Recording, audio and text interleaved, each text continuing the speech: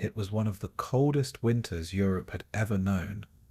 December 1944, when the snow fell thick over the Ardennes and the world's blood froze with it.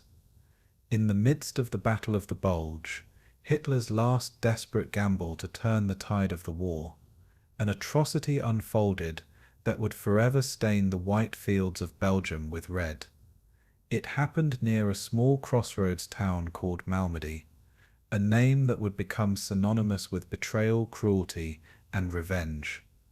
There, in an open field under a pale winter sun, over 80 American prisoners of war were lined up, unarmed, and shot down in cold blood by soldiers of the 1st SS Panzer Division, Leibstandarte Adolf Hitler.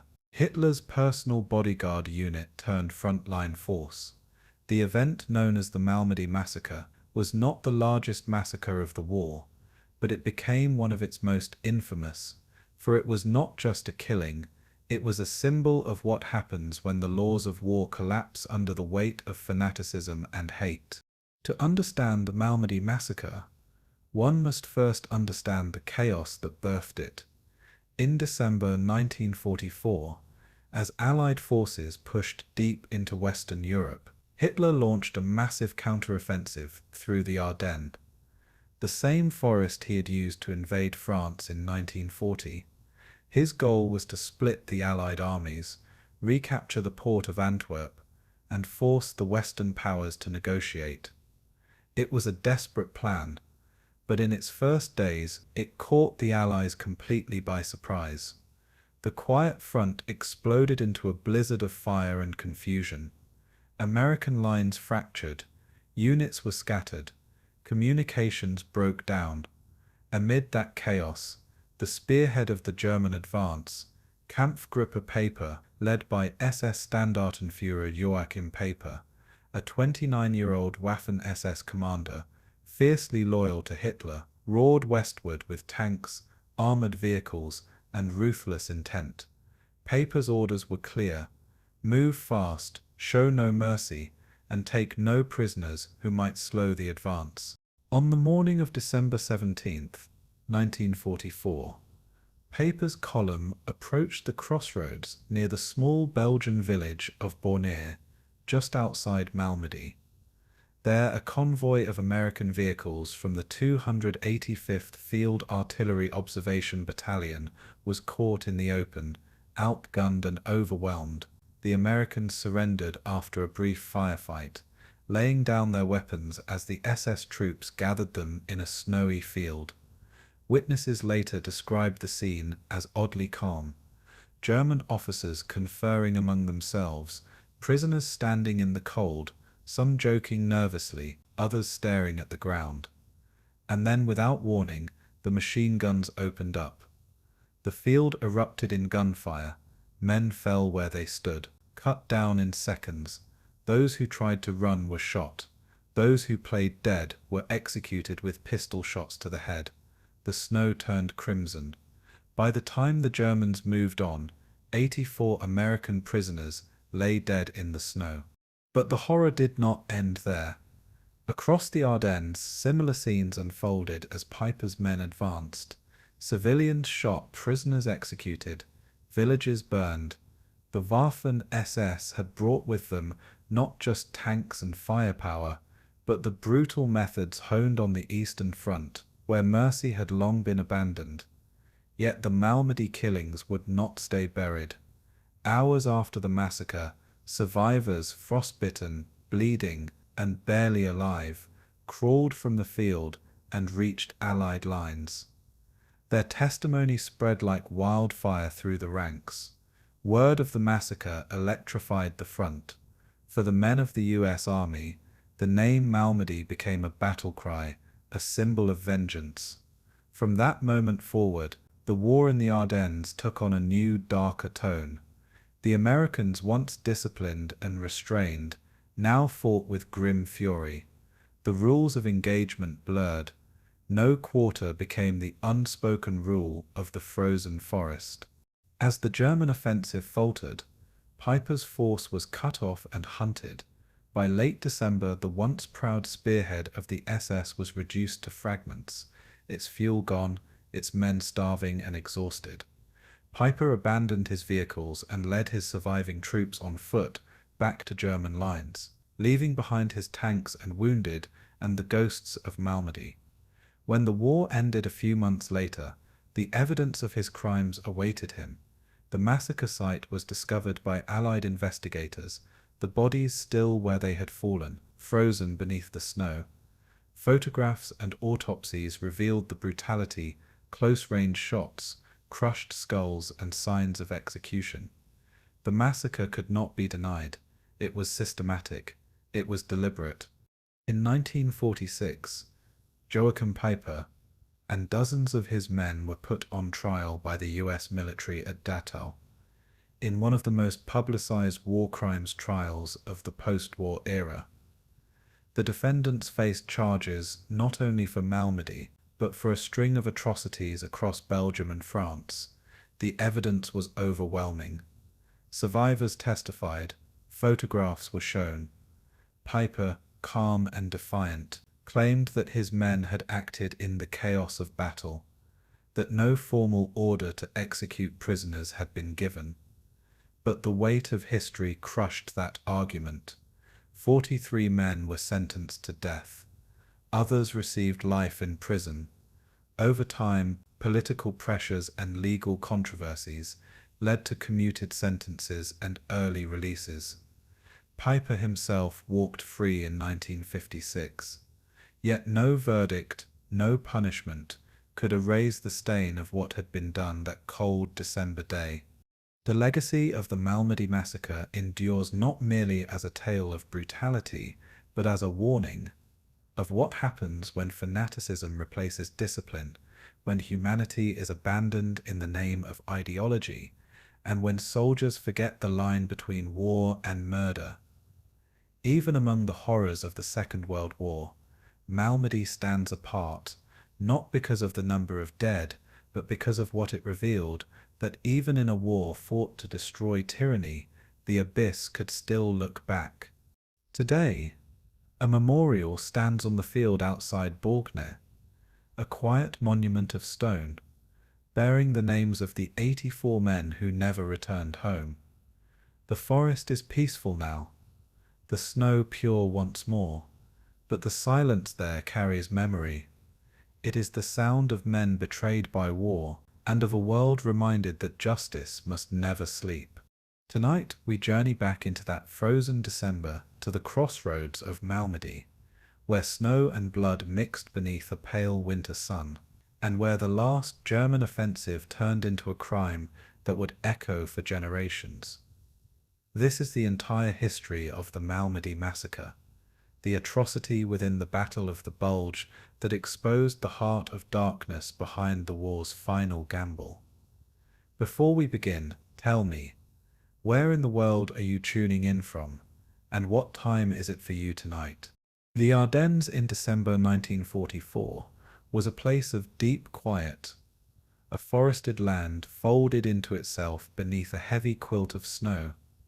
Pines stood in solemn ranks, their branches bending under frost, and the air carried the kind of stillness that presses gently upon the ears.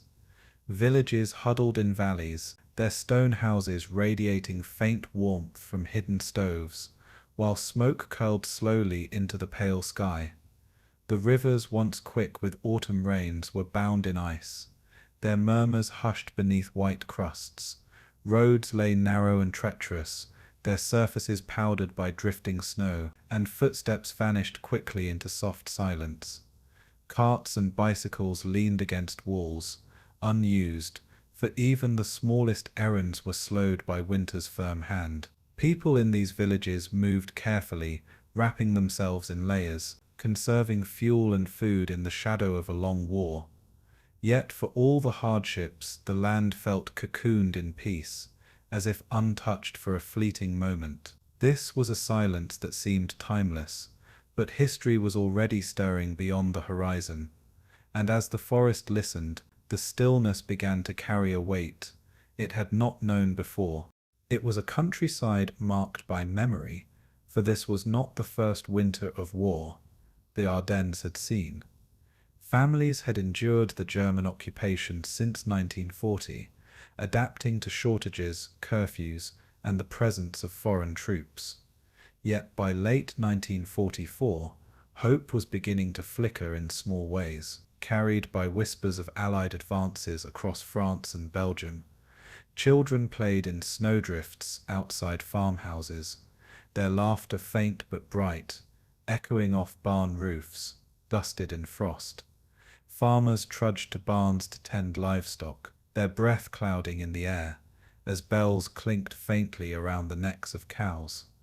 The forests gave wood for stoves, the fields lay dormant, and life pressed on with quiet determination. Even the weary church bells rang in Advent, marking days of waiting, not only for Christmas, but for an end to fear. The people of Malmedy and its neighbours sensed that the war was entering a final stage, though no one could guess what it would ask of them. Life went on in the manner of all winters, slow, steady, hushed, and yet beneath that rhythm, the faintest tremor was already forming. The soldiers stationed nearby felt the winter more keenly, for the cold wrapped itself around every breath and movement.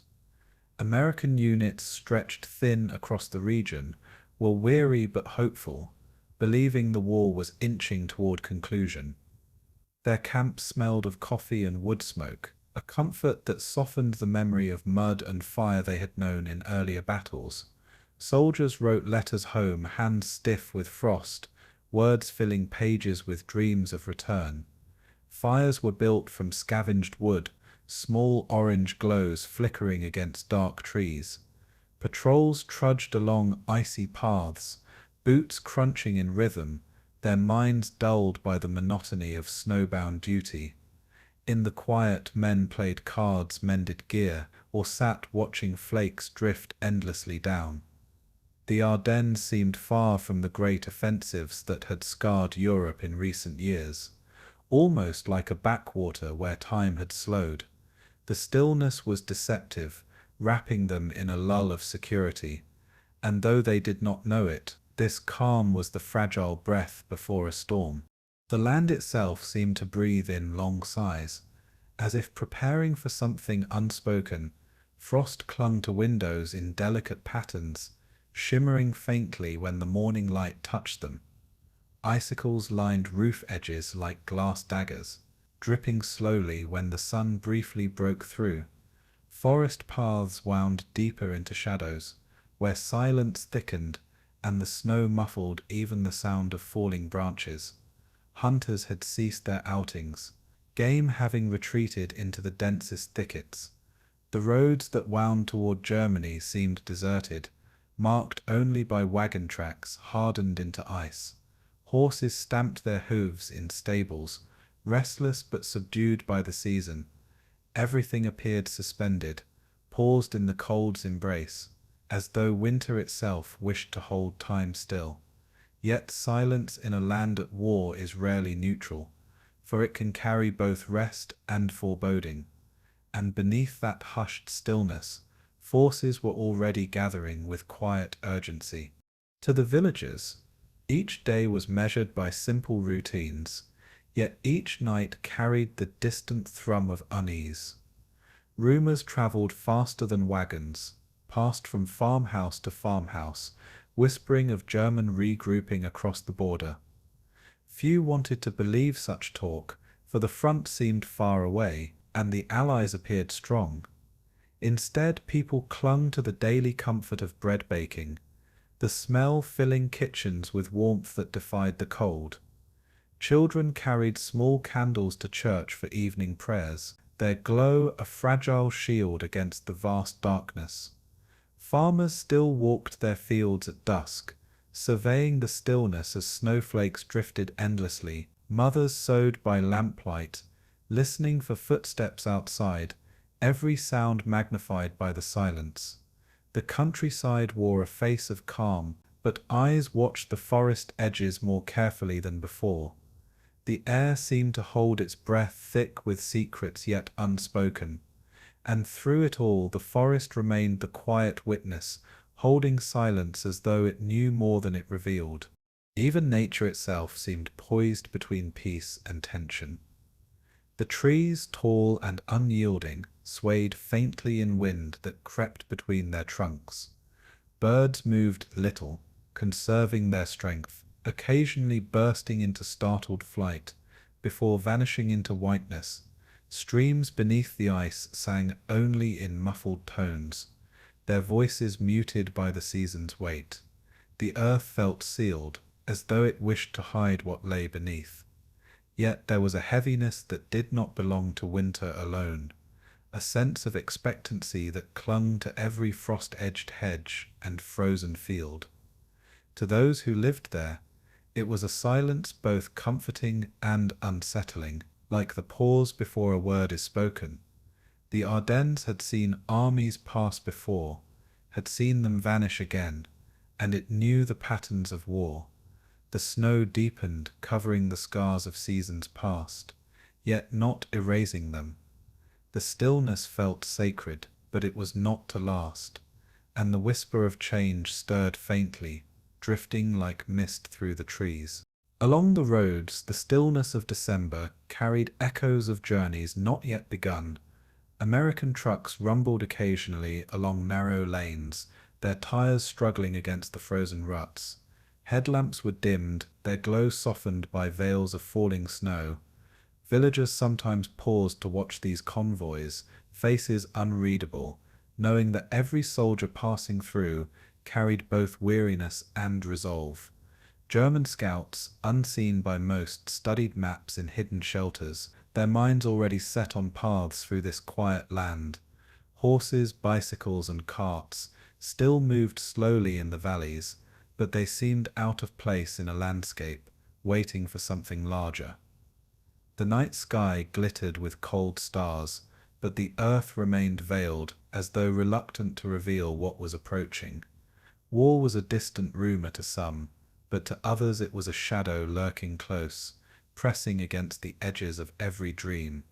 The air itself seemed heavy with anticipation, patient and unspeaking, and in that silence, the Ardennes became both sanctuary and stage, holding its breath for what would soon arrive.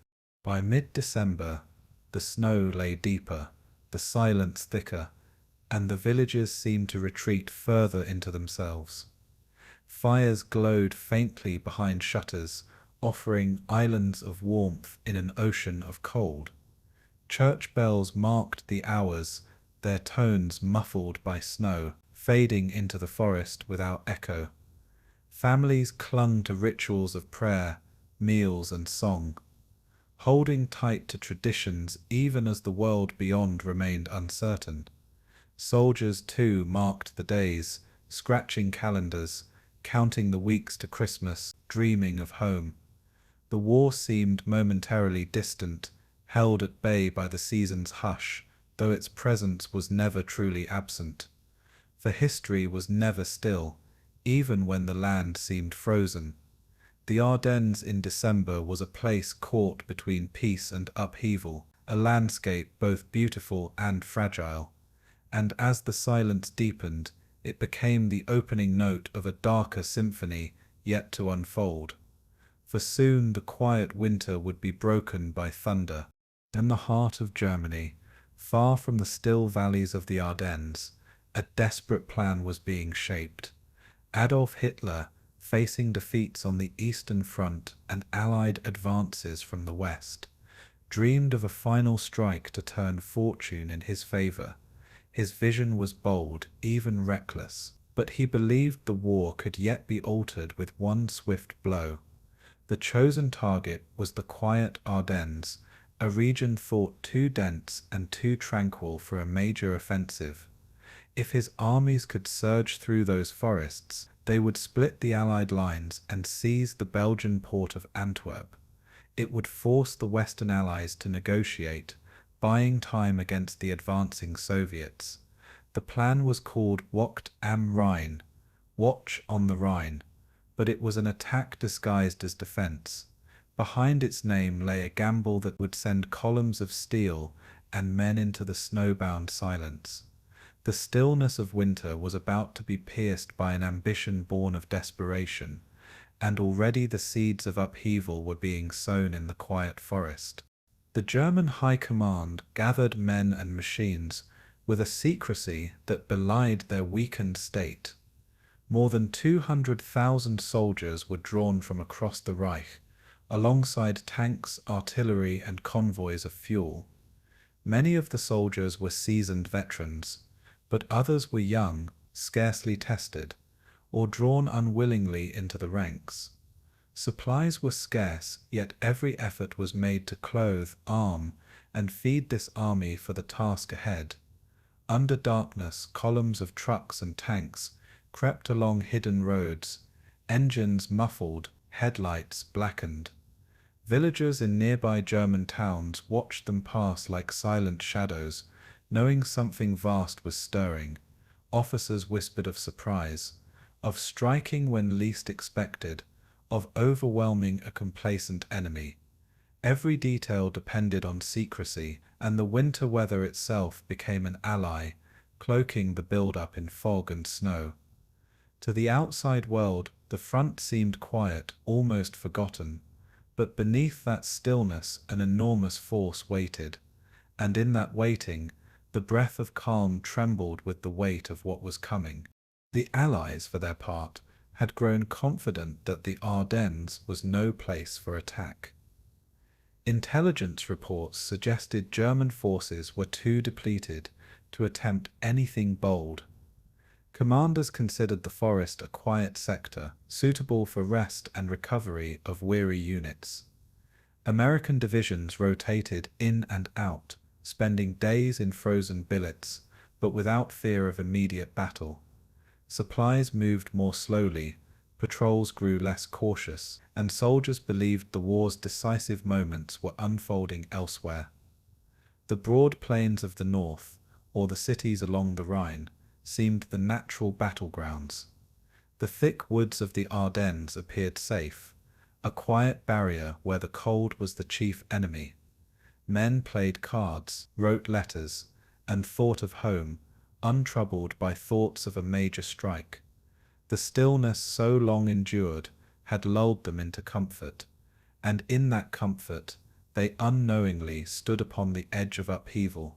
As mid-December deepened, the plan entered its final stage, and the German army stood poised. Orders passed quietly through units, promising a victory that could alter history. Young soldiers were told this would decide the war, that their efforts would save their homes and families. Veterans, weary yet hardened, recognized the risk but obeyed with resignation. The forests filled with columns waiting in silence. Men huddled in cold trenches and barns, engines idling in secrecy. Their breath rose in white clouds, mixing with the smoke of small fires kept hidden from above. Maps were studied by lantern light, showing paths through valleys, crossroads, and rivers, soon to be crossed. Commanders reminded their troops that surprise was their greatest weapon, that silence was their shield until the moment of assault. The snow seemed to hold its breath along with them, covering the fields where they waited unseen, and the land itself seemed to anticipate the breaking of that quiet, though still it lay in deceptive calm. On December 16th, before dawn, the stillness finally shattered. German artillery roared through the fog, echoing across the frozen woods. A sudden storm of fire where silence had reigned. Columns of tanks rumbled forward, breaking the still roads with grinding tracks. Soldiers pushed into the forest, their boots sinking into drifts of snow, their rifles carried with grim determination. Surprise fell upon the American lines like a curtain dropping, swift and overwhelming. Outposts scrambled to respond, yet messages crackled with confusion, disbelief, and sudden urgency. The air once calm now trembled with the weight of engines, shells, and shouted commands. Villagers awoke to the thunder of war, their valleys shaken from winter's dream. In a single morning, the Ardennes was no longer a place of quiet refuge, but a passage for an onrushing storm. And in that storm, the great gamble of Hitler had begun to unfold. The attack spread swiftly, and confusion grew among Allied commanders. Reports arrived scattered and incomplete, speaking of breakthroughs, villages overrun, and armored columns deep in the forest. Many believed it a feint, a diversion masking some larger move elsewhere. But as hours passed, the scale became undeniable, and the quiet sector revealed itself as the heart of a vast assault. Men rushed to defensive lines, scrambling to hold crossroads and bridges against an enemy they had not expected. Snow mixed with smoke, and the rhythm of calm was broken by urgency.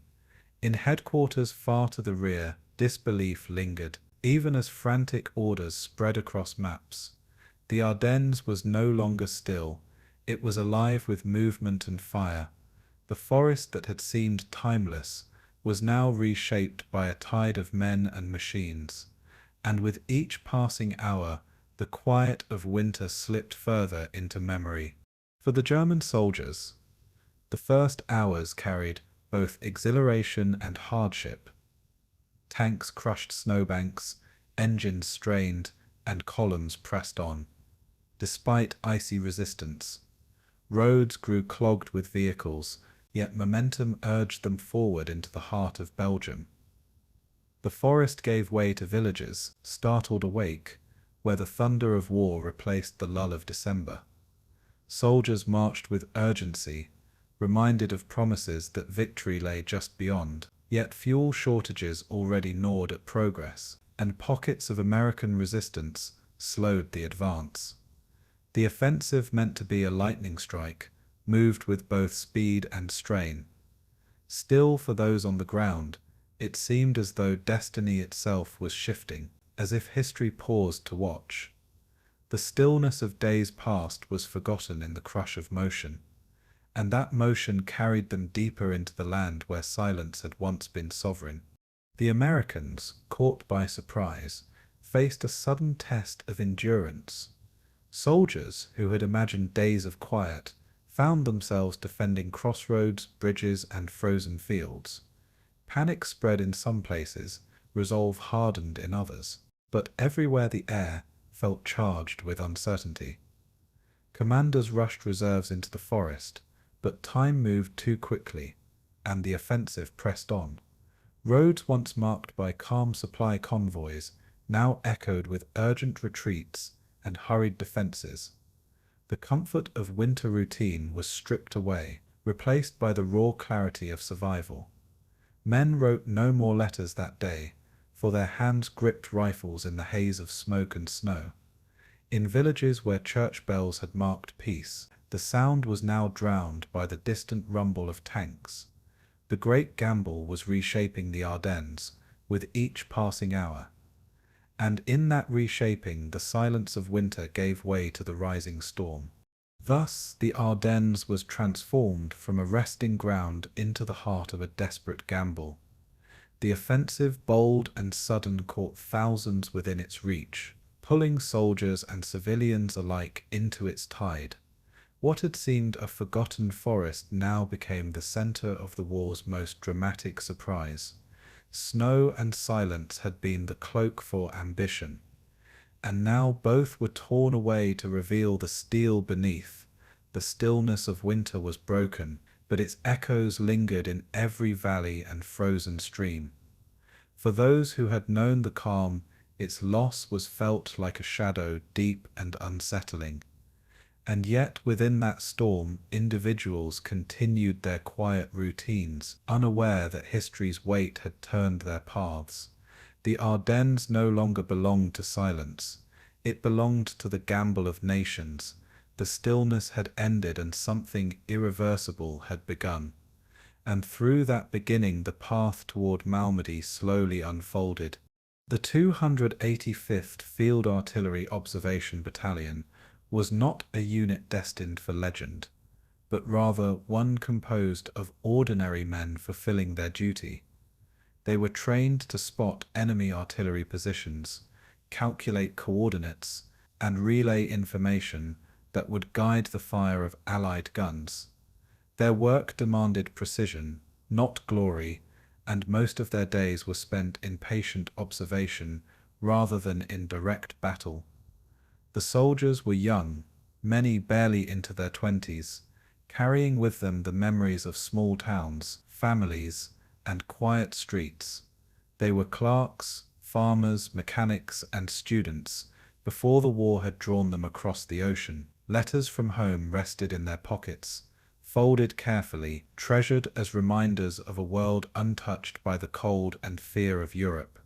Their trucks carried supplies and radios, their uniforms thick against the frost, and their thoughts often lingered on the promise of Christmas just days away. They were not hardened veterans, nor were they unprepared, but they carried a sense of being in a quieter corner of the conflict. The Ardennes seemed distant from the war's fury, and that belief gave them a fragile calm. Yet beneath that calm, history was already weaving their place into something far greater than they could imagine. The men of the 285th travelled in convoys along narrow, icy roads that twisted through the forest. Their vehicles rattled as they climbed and descended, engines coughing in the cold air. Snowflakes gathered on windshields, wipers brushing them away in slow arcs. Soldiers huddled in the backs of trucks, bundled in coats and blankets, their helmets tipped forward as they spoke in low voices, or drifted into sleep. The smell of fuel mixed with the sharp bite of winter air, while the rhythm of wheels lulled them into a quiet trance. Conversations carried on softly, about home, about food, about the places they had passed but hardly seen. Some joked to pass the hours, their words muffled by scarves and the drone of engines. Others sat in reflective silence, watching the white blur of snow through half-frozen glass. They moved steadily forward, unaware that the forest itself was drawing them toward an unseen crossroads. And through that steady journey, a sense of unspoken tension began to settle, fragile but present. Most of the men thought little about danger as they rode. The Ardennes to them was a place for rotation, a region where units rested, and the front felt distant.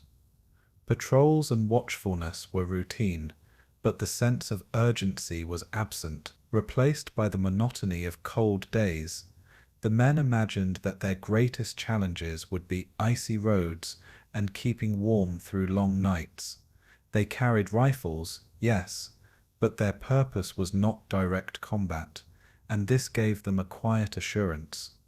The forest outside the windows seemed endless, its trees like tall pillars holding up the grey sky. Villages passed in brief glimpses, smoke curling from chimneys, children's faces pressed to windows. To the soldiers it felt almost like driving through a distant winter countryside back home. Yet even in this calm some could not shake the uneasy weight of war, a presence always near though rarely visible. And as they moved through the Ardennes, that hidden presence drew closer, step by step. They were led by officers who sought to keep order and efficiency, men balancing authority with concern for their soldiers' well-being. Each officer understood the importance of morale, especially during the cold weeks of December. Orders were clear, routes were planned, and duties were defined with precision. Yet, within the structure of command, humanity persisted, shared meals, laughter at small jokes, and a quiet word of encouragement on a long road. The bond of soldiers grew stronger in those hours of movement, for they leaned on one another as brothers. Friendships formed quickly, as the war had little patience for slow acquaintance. In the backs of trucks, men told stories of sweethearts, of jobs left behind, of dreams waiting beyond the war. Their voices carried warmth, even as frost gathered on their breath. They were bound together by circumstance.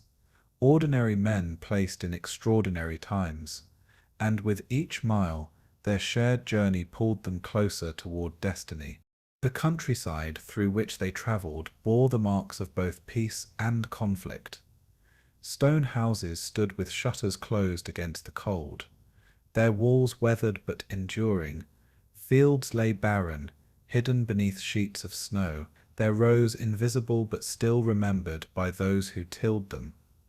Roads twisted past barns, bridges, and frozen streams, each one holding quiet stories of those who lived there. In some places, soldiers glimpsed villagers carrying bundles of wood, their figures moving slowly against the whiteness. A farmer might nod politely as the convoy passed, his eyes revealing little, though he knew the forest held dangers. To the soldiers, these fleeting sights were fragments of a world that seemed both familiar and distant. The air smelled faintly of wood smoke and cold iron, the sensory tapestry of a land at rest. Yet uneasy, each mile brought new shapes on the horizon, new bends in the road, new moments of reflection. The land seemed to cradle them in silence, yet beneath that silence stirred an unseen force, and onward they rolled, unaware of how close those unseen forces already were. Among the soldiers, thoughts of home remained the strongest comfort. Many imagined Christmas trees, family gatherings, and the warmth of fireside meals. Some carried small gifts or trinkets tucked into their packs, hoping to send them back when time allowed. Others folded photographs carefully into pockets, faces smiling back from places far away. Letters were read and reread, until the words felt etched into memory, carried like talismans against fear. Even in the frozen Ardennes, the pull of home was powerful, sustaining them through the monotony of travel.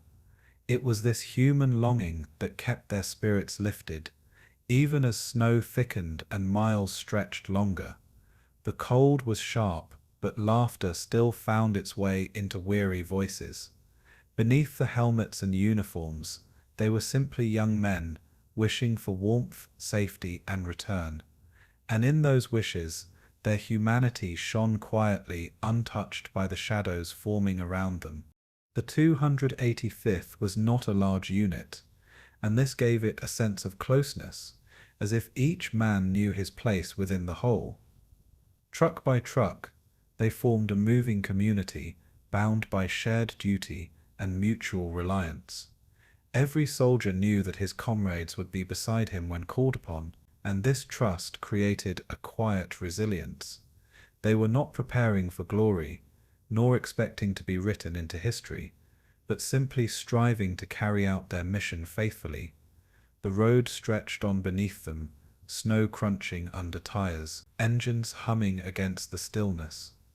It was a rhythm both soothing and deceptive, one that lulled them into belief that nothing more lay ahead than another day's journey. Yet destiny does not often announce itself, and history often finds the unprepared. The men of the 285th rode forward, unaware of the place awaiting them on the map, and that place was closer than they could know, waiting beyond the next horizon.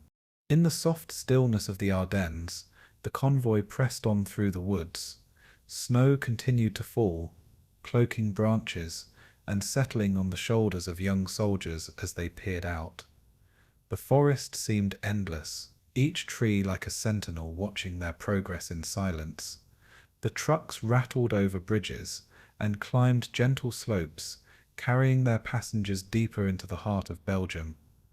The men sat bundled, thinking of warmth, of food, of the letters yet to be written.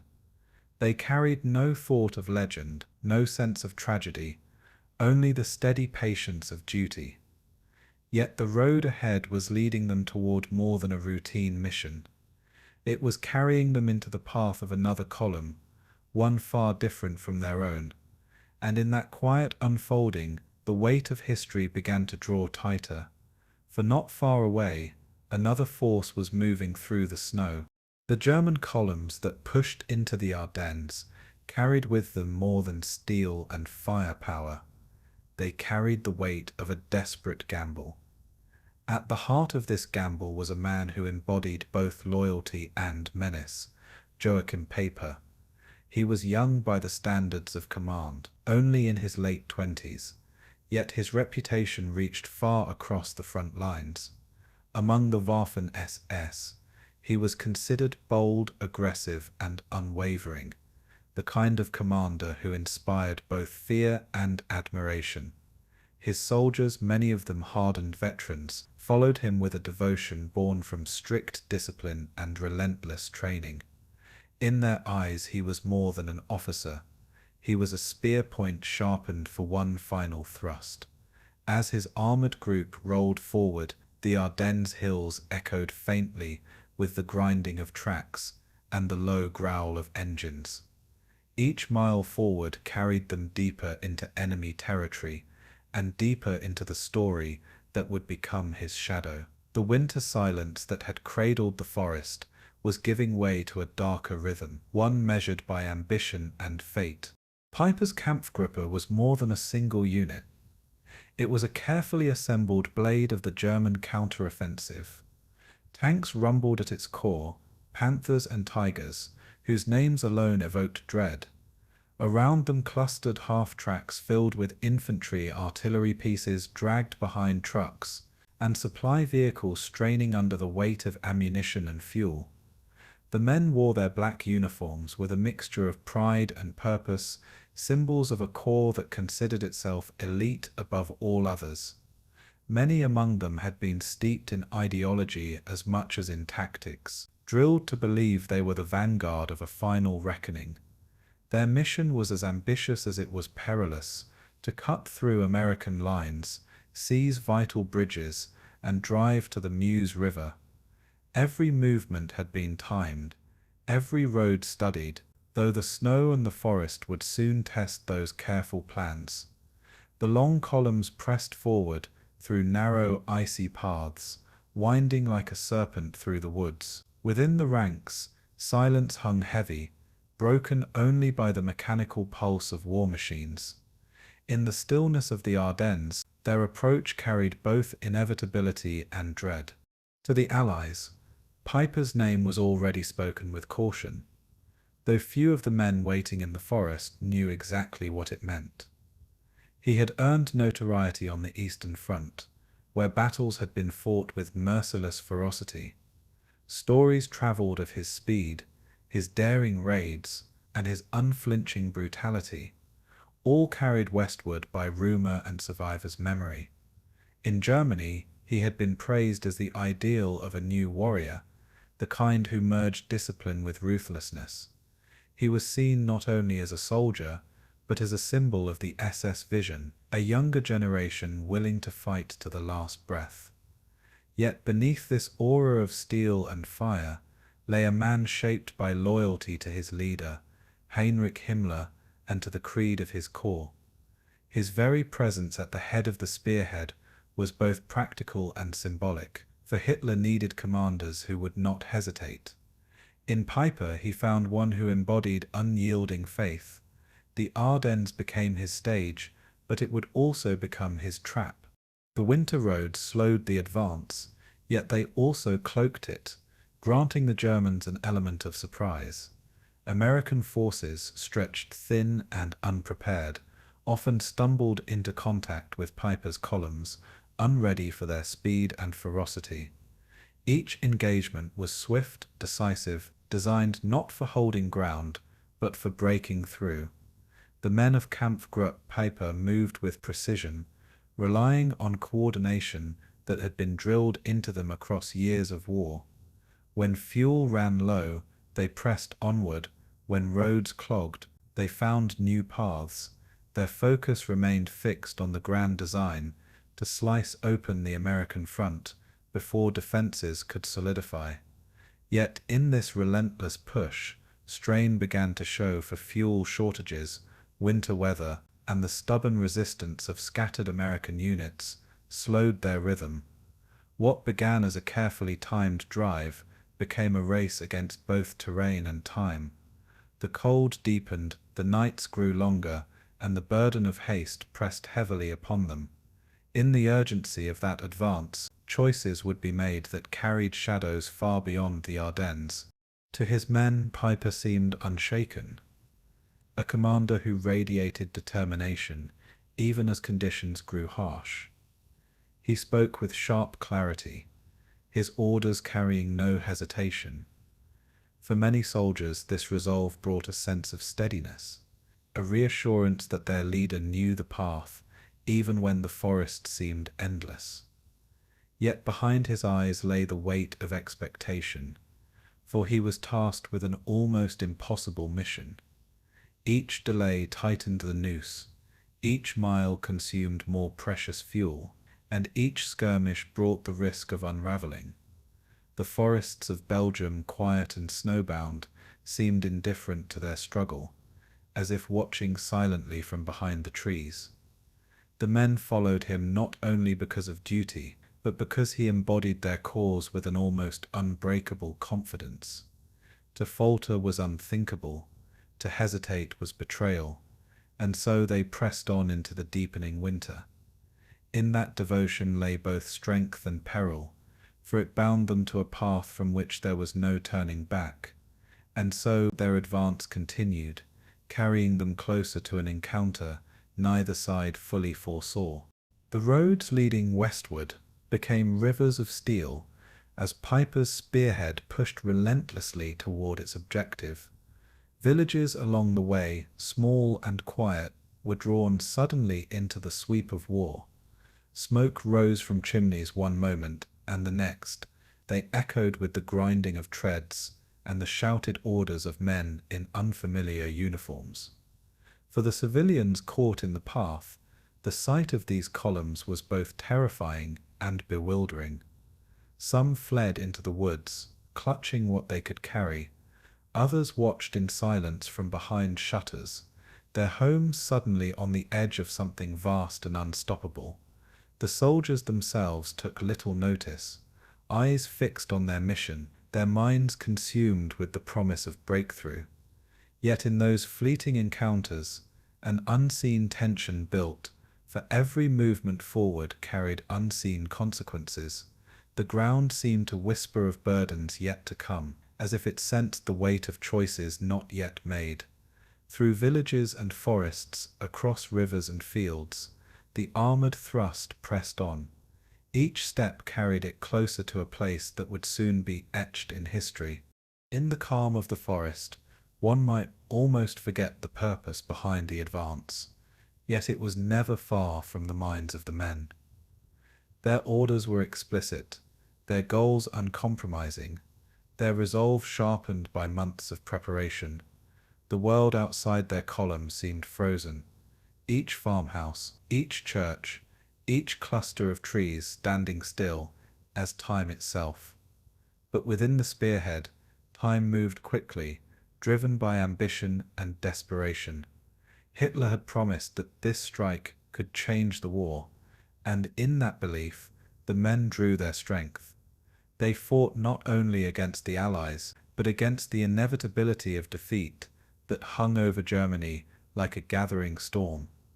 For Peiper, success was not just a military necessity, but a personal test of faith, loyalty, and will.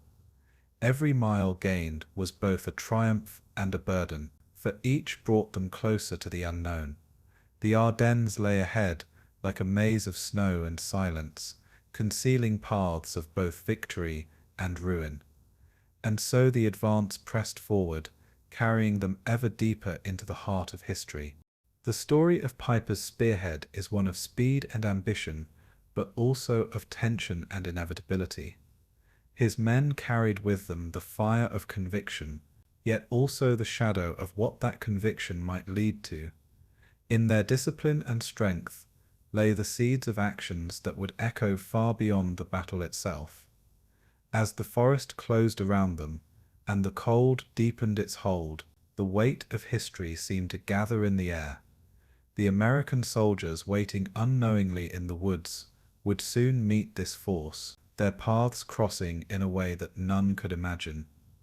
The march of tanks and men through the Ardennes was more than a tactical maneuver. It was a collision of destinies. Each road taken, each village passed, was another step toward the convergence of two worlds, one advancing with iron will, the other holding ground in quiet unawareness. Soon these paths would meet, and in that meeting, history would leave a scar. For now the spearhead pressed on, its energy building like a storm behind clouds, and so the story drifts forward toward an encounter waiting in the snow. The morning air was crisp, carrying the scent of snow and cold earth, when the 285th convoy approached the crossroads near Bulge. Trucks rumbled slowly along icy roads, their engines muffled by frost and distance. While the men inside whispered to each other in low voices, it was a routine movement, unremarkable in its purpose, as if the world outside had paused in quiet expectation. Yet hidden in the folds of the forest, Joachim Peiper's columns had arrived, their engines grinding against the snow with deliberate determination.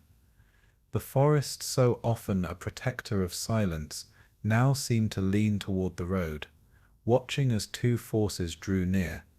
American soldiers bundled in winter coats shifted uneasily on their seats, aware of the forest shadows, but unaware of the armored presence moving silently toward them.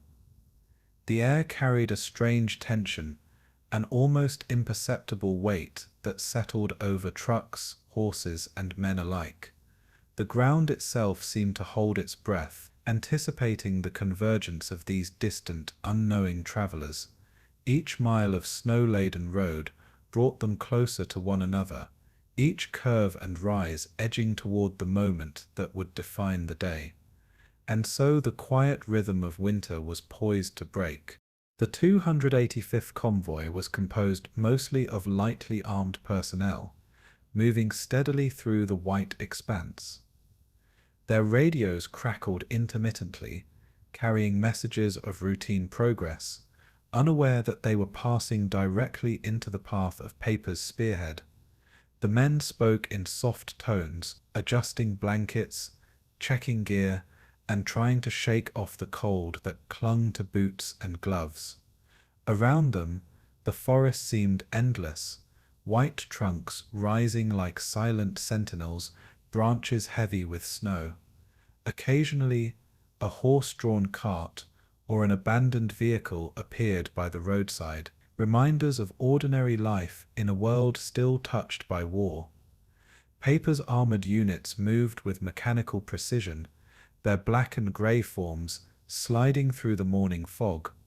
The contrast between the two forces was subtle yet profound, the quiet routine of the Americans meeting the deliberate advance of men trained to strike without hesitation. Neither side could yet imagine how closely their fates would intertwine in this frozen clearing. The forest seemed to hush further, as though holding its breath for the inevitable crossing. And in that hush, the tension thickened like fog over the snow. When the first contact occurred, it was sudden but measured in its impression. American soldiers recognized the black uniforms at the edges of the trees, the heavy rumble of engines in the distance, and instinctively brought their vehicles to cautious stops. Orders were shouted quietly, rifles slung, as men tried to comprehend what they faced.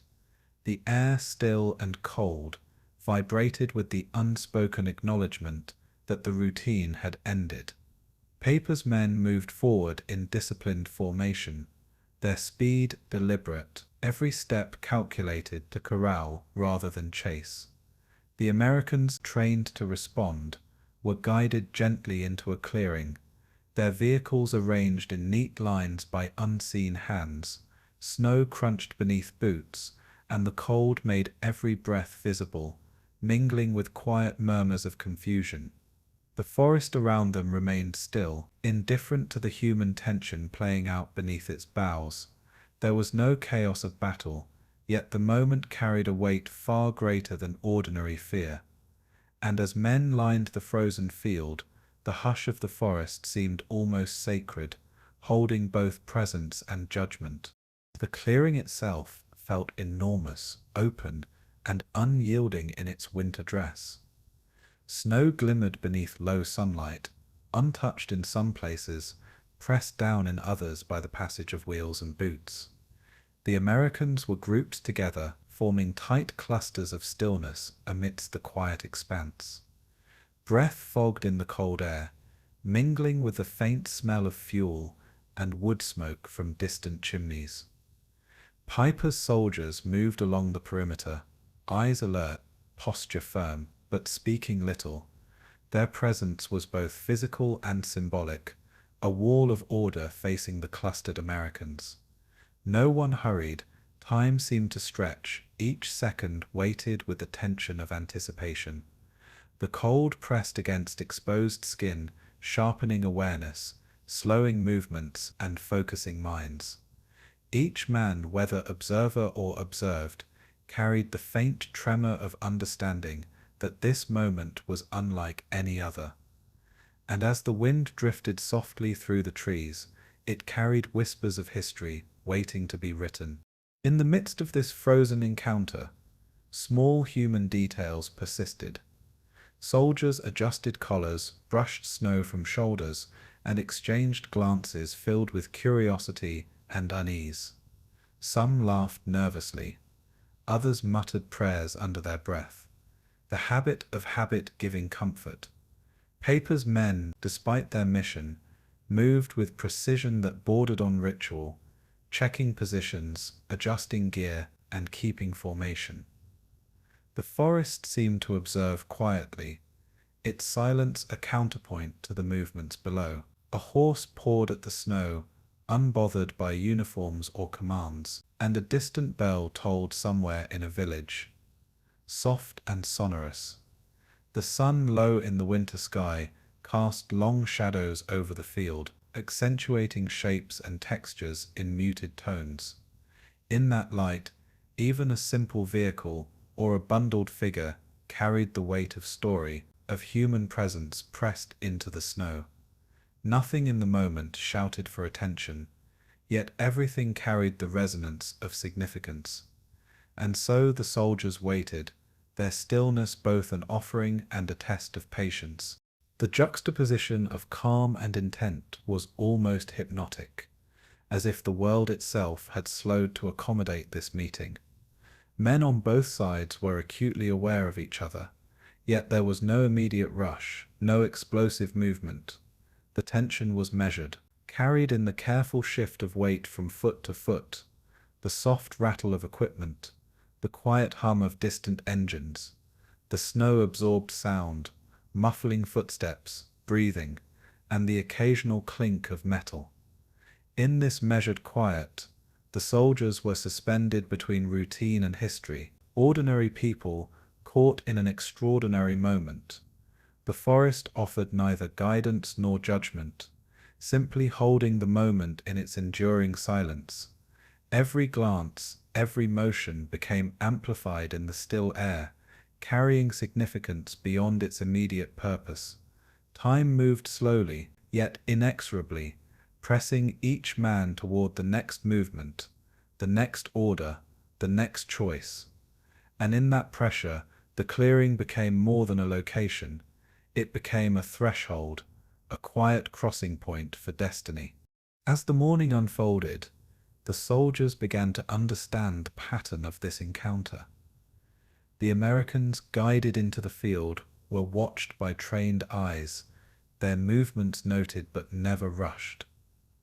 The Waffen-SS men maintained distance, discipline and order, as if choreographed to manage the tension itself. It was a moment of quiet authority, of control over circumstances that could easily unravel. The snow continued to fall softly, covering the frozen field with fresh layers that highlighted footsteps and tire tracks alike. A low wind whispered through the trees, carrying the faint smell of pine and winter cold. Both sides seemed to breathe together in the forest, a shared rhythm of observation and presence. The stillness became a canvas on which human resolve and expectation were painted in subtle strokes, and as the hours moved forward, the clearing remained a suspended space, holding both memory and anticipation in its gentle embrace. By mid-morning, the field at Ardennes had become a place defined by quiet intensity. Men on both sides moved slowly, each aware of the other, yet bound by the rhythm of order and circumstance. Snow drifted gently along the edges of vehicles and boots, softening edges and absorbing sound. Conversation was minimal, gestures precise, and the air carried the faint scent of frost and metal. The forest stood witness, tall and silent, a guardian of moments that would not be forgotten. In the eyes of those present, uncertainty lingered like mist, and resolve carried the weight of necessity. There was a sense that this moment would echo beyond the day, a quiet shaping of events yet to unfold. The soldiers felt the gravity of waiting, without understanding fully why or how it would matter, and so the field held them gently, in a balance of presence and inevitability, until the next steps would draw the story onward. The frozen field at Ardennes, quiet only moments before, shifted suddenly as the first sharp sounds cut through the air. Men froze instinctively, senses straining against the cold and the snow, their breaths rising in fragile clouds. The forest seemed to lean closer, absorbing the sudden disturbance while casting long, silent shadows across the field. American soldiers pressed together, some instinctively dropping to the ground, others searching for cover where none existed. The world felt suspended, the rhythm of winter broken by a pulse that was swift and impossible to ignore. Snow crunched under hurried movement, and the cold air carried a metallic tang that few could place in the moment. Voices called out low and urgent, mingling with the occasional bark of orders from nearby soldiers. Every man felt the fragility of presence, the thin thread between calm and chaos. In that suspended awareness, fear took shape quietly, moving through the ranks like a slow tide, and as the first sounds faded, the echo lingered, drawing every mind toward what was unfolding. Survivors would later recall the sudden eruption of gunfire, its rhythm chaotic yet strangely measured, as if the forest itself held its breath between bursts. Men reacted differently, some instinctively seeking the ground, others reaching for equipment, and some simply frozen by disbelief. Snow, once pristine and untouched, became marked by the hurried steps and falling forms of those caught in the moment. The cold seemed sharper, the air heavier, as if winter itself was aware of the shock passing over the field. Silence returned briefly, only to be punctuated again, reminding everyone that time had changed its pace. Nearby trees stood as mute witnesses, their branches heavy with snow that drifted slowly to the ground. Indifferent to human struggle, conversations became whispers, punctuated by the movement of men and the low rumble of distant engines. Every heartbeat seemed louder, each breath measured, each glance a question unanswered. The soldiers' focus narrowed, drawn to survival and understanding, stripped of all extraneous thought. And in the quiet that followed, the weight of what had occurred settled gently, though unmistakably.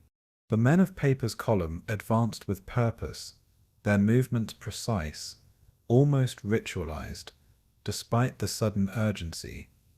Orders were issued in clipped tones, absorbed and executed, without hesitation, the rhythm of training shaping every step. They moved through the snow with deliberate care, aware of the consequences of both motion and stillness. The American soldiers, caught in the unfolding events, were guided by instinct and memory, struggling to navigate between compliance and the instinct for self-preservation. The cold wrapped around every figure, a silent companion to the fear and confusion that grew in intensity. Breath rose in white clouds, drifting through the air with the quiet weight of mortality and resolve. Vehicles and equipment formed the backdrop of this unfolding tension, each object marking the passing of moments in which history itself was being written.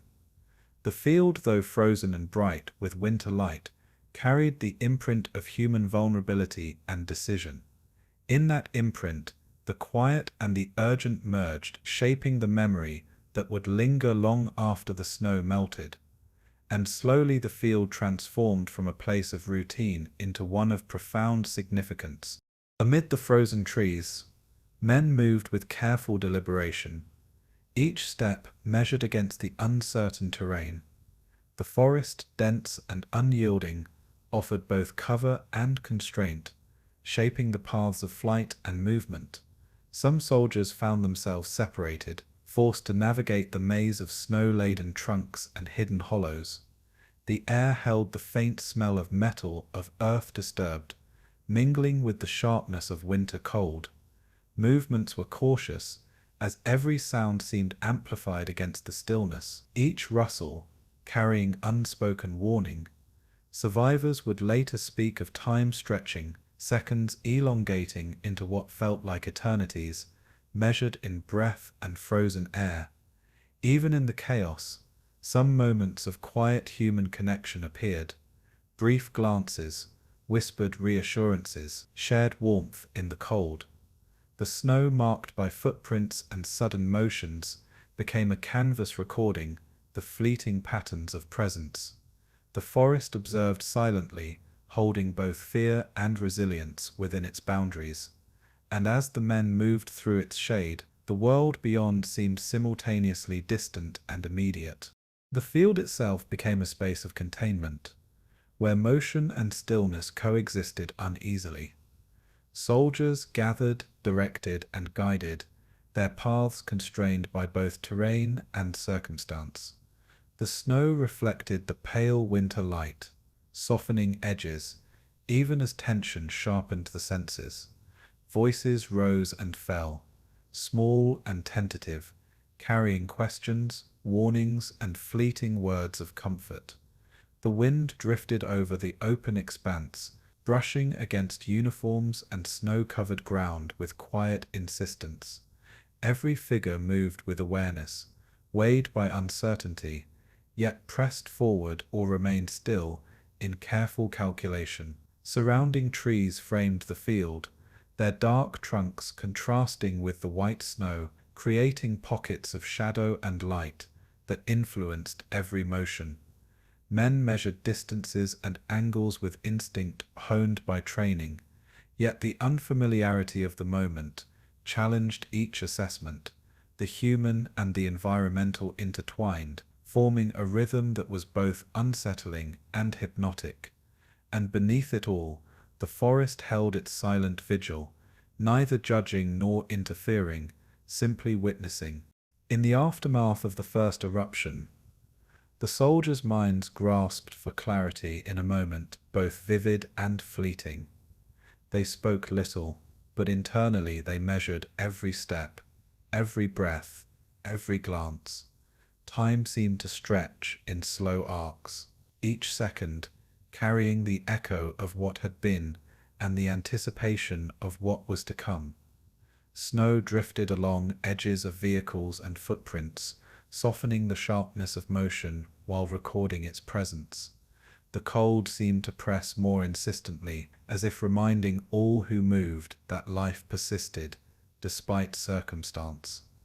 Every rustle of gear, every shifting foot became amplified, each carrying significance beyond its immediate meaning.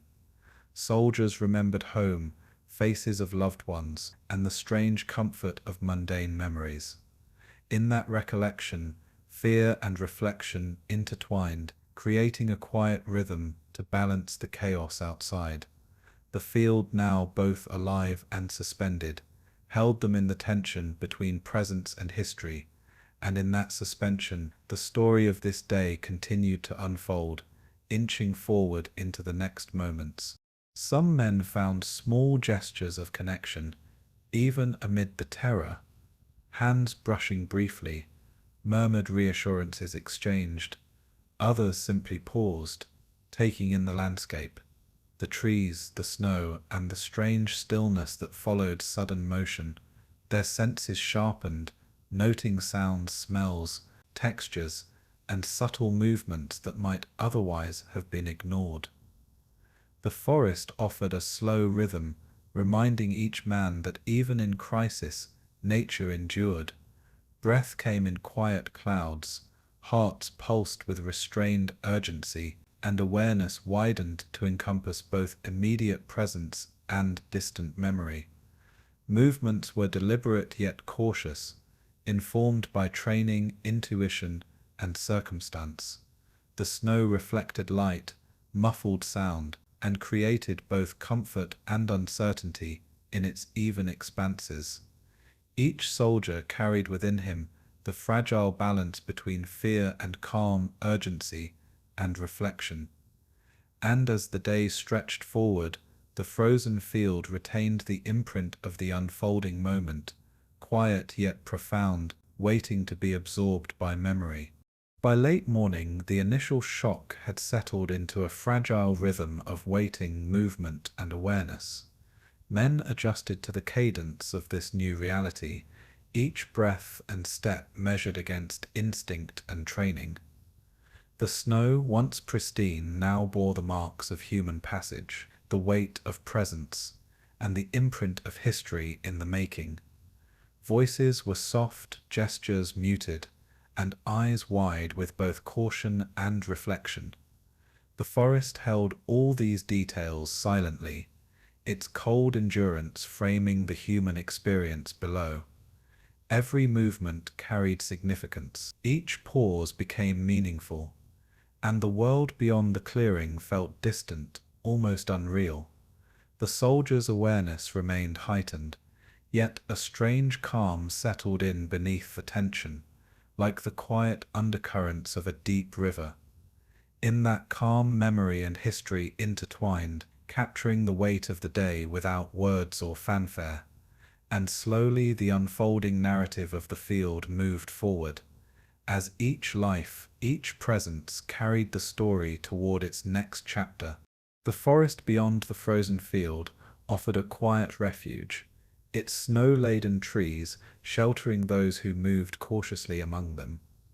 Survivors crept forward, boots sinking softly into the fresh snow, each step calculated and deliberate. The cold pressed against every exposed surface, a sharp reminder of the world outside their fragile hiding places. Breath rose in small clouds, drifting into the pale light that filtered through the branches. Men paused occasionally, listening to the forest's muted rhythm, attuning themselves to the distant echoes of movement from the open field. Snowflakes brushed against their hair and shoulders, soft and insistent, creating a muffled cloak around their slow progress.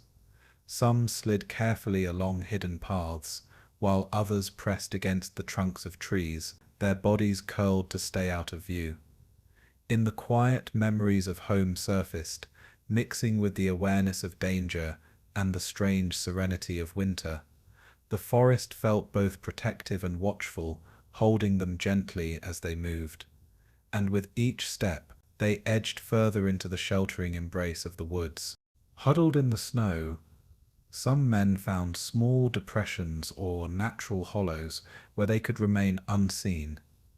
They pressed their bodies into the cold, covering faces with gloved hands, drawing blankets close around shoulders, and waiting. Time seemed to slow, measured in the rhythm of breath and the occasional shuffle of snow beneath cautious feet.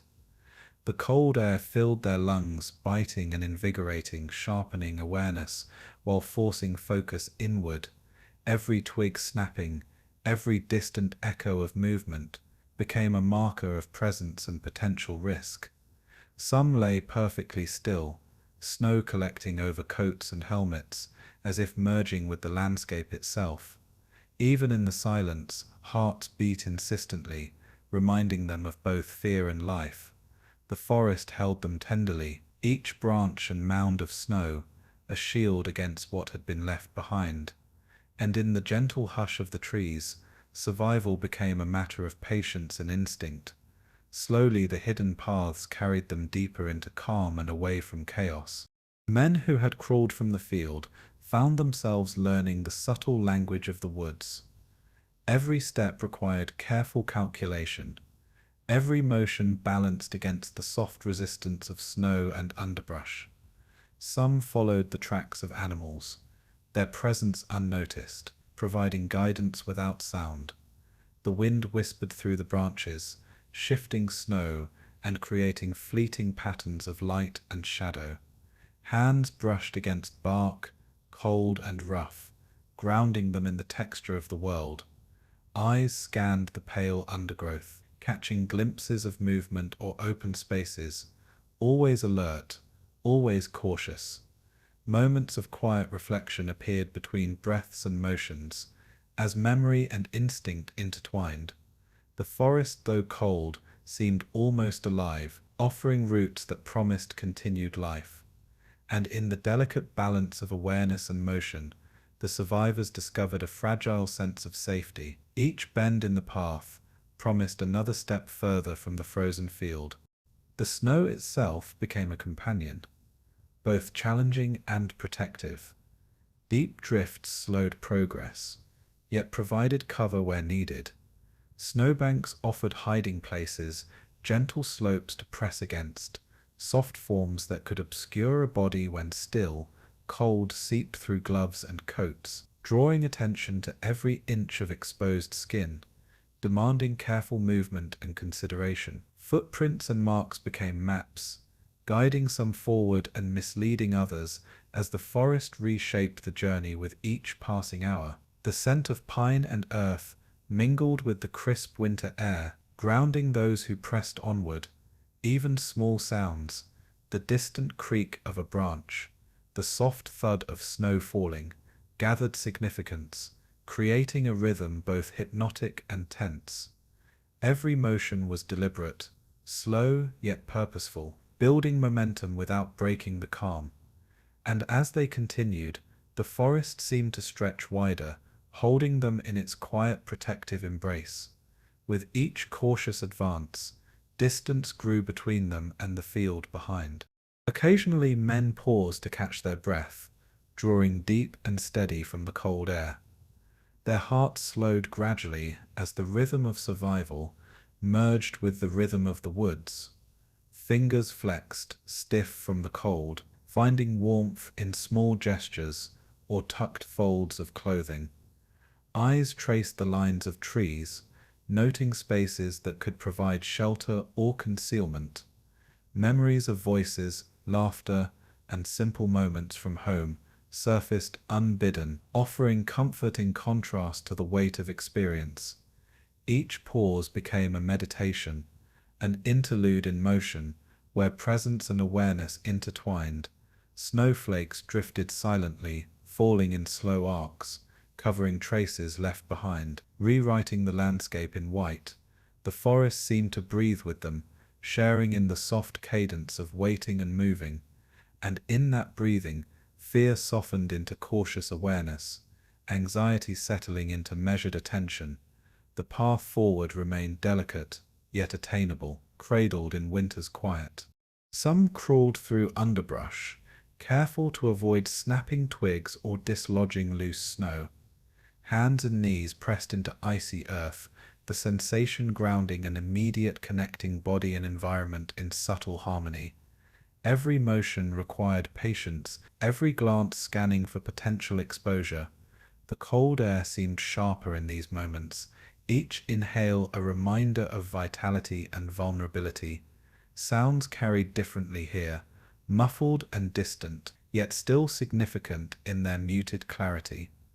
The forest's quiet rhythm allowed them to move with a slow grace, observing, listening, and adjusting to the ever-changing terrain. Even as bodies ached, the mind sharpened, balancing fear with the instinct to survive.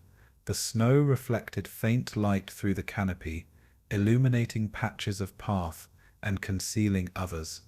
And in this careful journey, the survivors found small victories, distance gained, concealment achieved, safety extended.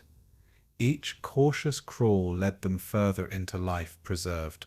The forest also offered fleeting moments of perspective, glimpses of how fragile and strong existence could be. Branches swayed gently above, snow falling like quiet rain, reminding them that time passed and life endured. Silence between movements became contemplative, a space to reconcile past events with the present. Even in retreat, there was agency, the subtle assertion of presence amid uncertainty. The cold air carried scent and texture, grounding thought and motion in the moment. Tiny sounds, the rustle of a small animal, the fall of distant snow, created a rhythm that was both hypnotic and calming. Every careful movement reinforced awareness, each pause renewed strength and resolve.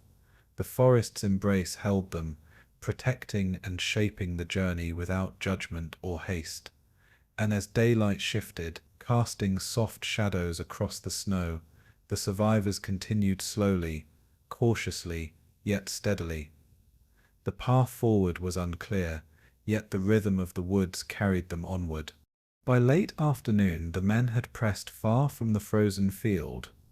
Exhaustion and cold softened into a meditative awareness, the rhythm of motion and pause becoming natural. Snow drifts deepened around them, muffling sound and reinforcing solitude.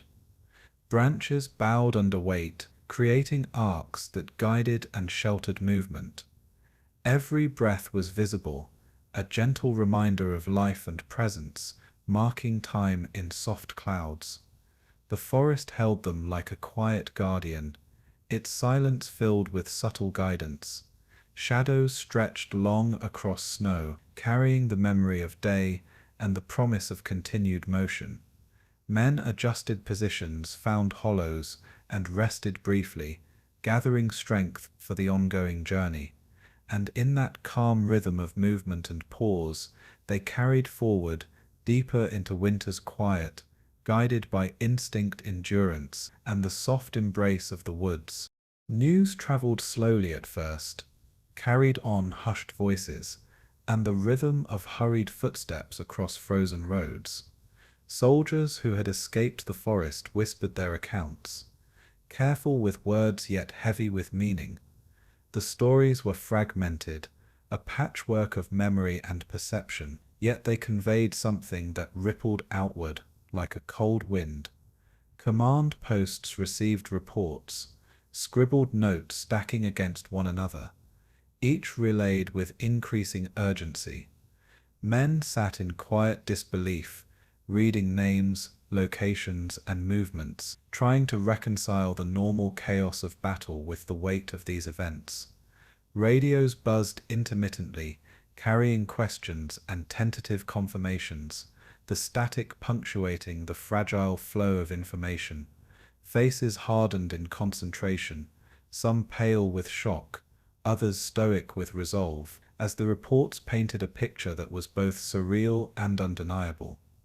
The forested hills seemed to hold their breath, while distant snow-covered roads carried messages from one unit to another. Each message arrived with the slow inevitability of winter dusk, marking the passage of time and the spread of awareness.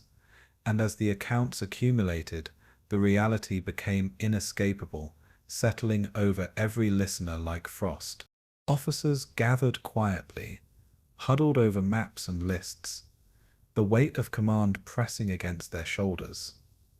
Each report, though brief, carried the weight of lives lost and the stain of something beyond ordinary battle. They spoke in low tones, measured and deliberate, passing details with careful attention. Words like massacre began to surface, first spoken hesitantly, then repeated with more certainty. The snow outside pressed against windows, silent and unyielding, a counterpoint to the rising tension within. Messages were sent, relayed, and verified, each one adding clarity to the emerging story. Soldiers listened, some staring into space, others writing letters home that might never be sent. The forest and villages beyond, seemed suspended in winter light, indifferent to the revelations unfolding miles away. Each moment stretched, carrying both the weight of memory and the urgency of action. And in that stretching, the understanding of what had happened slowly coalesced in every mind. The news spread from unit to unit with a rhythm both deliberate and relentless. Men shared what they knew cautiously, knowing the weight of truth could unsettle fragile composure. Eyes met across mess halls, in tents along snow-covered roads, each glance carrying unspoken understanding. The accounts were vivid yet understated, the silence between words carrying as much meaning as the words themselves. Officers reconciled reports with maps, timing and locations, the puzzle assembling piece by careful piece. Conversations lingered on the improbable scope of the events, yet no exaggeration could account for the patterns emerging. The forested hills seemed to echo softly with the spread of knowledge, each footstep and voice carrying a fragment of truth. Some soldiers trembled quietly, while others found resolve in the certainty of command and duty. Winter light filtered through frost-laden windows, softening edges even as minds sharpened to the gravity of information.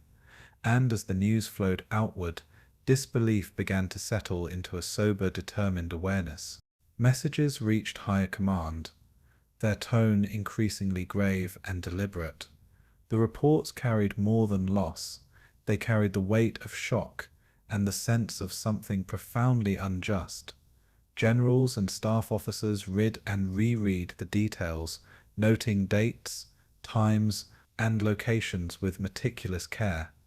Each line seemed to stretch longer, holding echoes of lives interrupted and futures altered. The cold outside mirrored the icy clarity that came with full understanding, the stark contrast between winter calm and human upheaval. Soldiers at the front absorbed updates in small clusters, nodding, murmuring, and recording the unfolding history. The magnitude of what had occurred slowly settled in, measured not only in numbers but in the quiet gravity of experience. Conversations turned to questions of responsibility, circumstance, and the odd inevitability that comes with war's harsh lessons. And in that measured reflection, the world beyond Malmedy began to grasp the extraordinary weight of a single day. For those who had survived, telling the story became both necessary and exhausting. Their voices carried a quiet authority, grounded in first-hand experience and the steady rhythm of winter motion. Even in the telling, pauses punctuated sentences, a soft breath giving space for thought and memory. The snow outside continued to fall in gentle layers, muffling sound and adding to the sense of suspended time. Each listener absorbed the details with care, balancing empathy and practicality, heart and mind. Maps and notes offered structure, but the emotional weight lingered, subtle and persistent. Officers recorded statements, traced movements, and pieced together patterns that only emerged slowly. The rhythm of reporting became hypnotic, a slow pulse carrying both revelation and reflection. And as survivors recounted moments of fear, motion, and instinct, the knowledge of the field beyond grew into a shared consciousness. Disbelief softened into resolve as units prepared to act on the knowledge they had gained. Plans were quietly adjusted, priorities reassessed, and strategies reoriented. Soldiers felt the unusual mix of sorrow and determination, a quiet energy that spread without loud proclamation. Each unit moved through the forested roads with attention sharpened by new awareness, the snow reflecting light that seemed more deliberate and focused. Orders were given with calm precision, acknowledging the weight of what had been revealed. Even distant artillery positions adjusted quietly, guided by the slow pulse of accumulated information. Messages once tentative now carried clarity and intent, each step measured against the unfolding understanding of the day. Winter air carried the faint scent of pine and earth, grounding men in the physical world while they processed the extraordinary events. And with each passing hour, the story of Ardennes, once confined to a field and forest, began to shape the broader narrative of the Ardennes. By late afternoon, the ripple of news reached the farthest posts, drawing attention across the landscape of snow and silence. Soldiers paused in their routine to absorb the reports, their movements slowed by reflection and comprehension. The weight of awareness settled gently, yet insistently, over tents, vehicles, and roads, a quiet insistence that this moment mattered. Words were repeated softly, not shouted, as each listener processed the gravity of what had transpired. Maps and reports became sacred objects of attention, careful study, lending order to the unfolding understanding. Eyes traced lines of movement, noting intersections and distances with patient deliberation. Even the forest, still and enduring, seemed to share in the hush that fell over those who listened. And in that hush, the events of the day were carried forward, moving from immediate memory into a slow, careful record that would endure beyond the snow. As evening approached, commanders and soldiers alike felt the convergence of shock and responsibility. The winter light softened, painting the forest and villages in muted tones that contrasted with the sharpness of their awareness. Reports were filed, messages relayed, and plans for follow-up quietly initiated. Men reflected in small, private moments, their breaths visible in the cold air, hearts carrying both sorrow and resolve. The rhythm of winter persisted outside, a gentle counterpoint to the rising awareness and quiet intensity within. Each mind carried fragments of memory, fragments of instruction, and fragments of understanding, weaving them into a whole that could only emerge slowly. Conversations became whispers, the soft cadence of attention, holding the weight of knowledge without urgency. And as the day ended in the quiet of snow and shadow, the world beyond Malmedy began to understand the extraordinary significance of what had occurred, preparing the ground for history to remember. Whispers moved quickly through the American units, stories of what had happened at Bulge, shaping both fear and resolve. Pilots and ground crews alike spoke in low voices, sharing accounts of lost comrades and the shock of sudden, incomprehensible violence.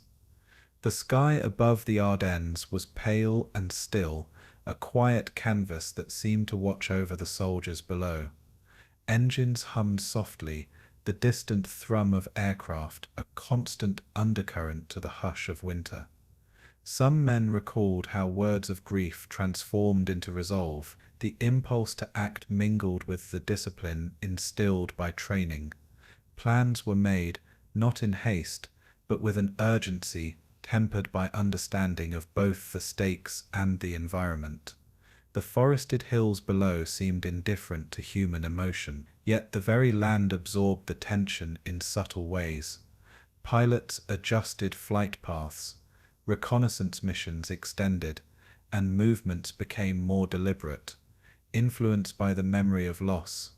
Even in the calm of the cockpit, thoughts of comrades weighed heavily, guiding every calculation.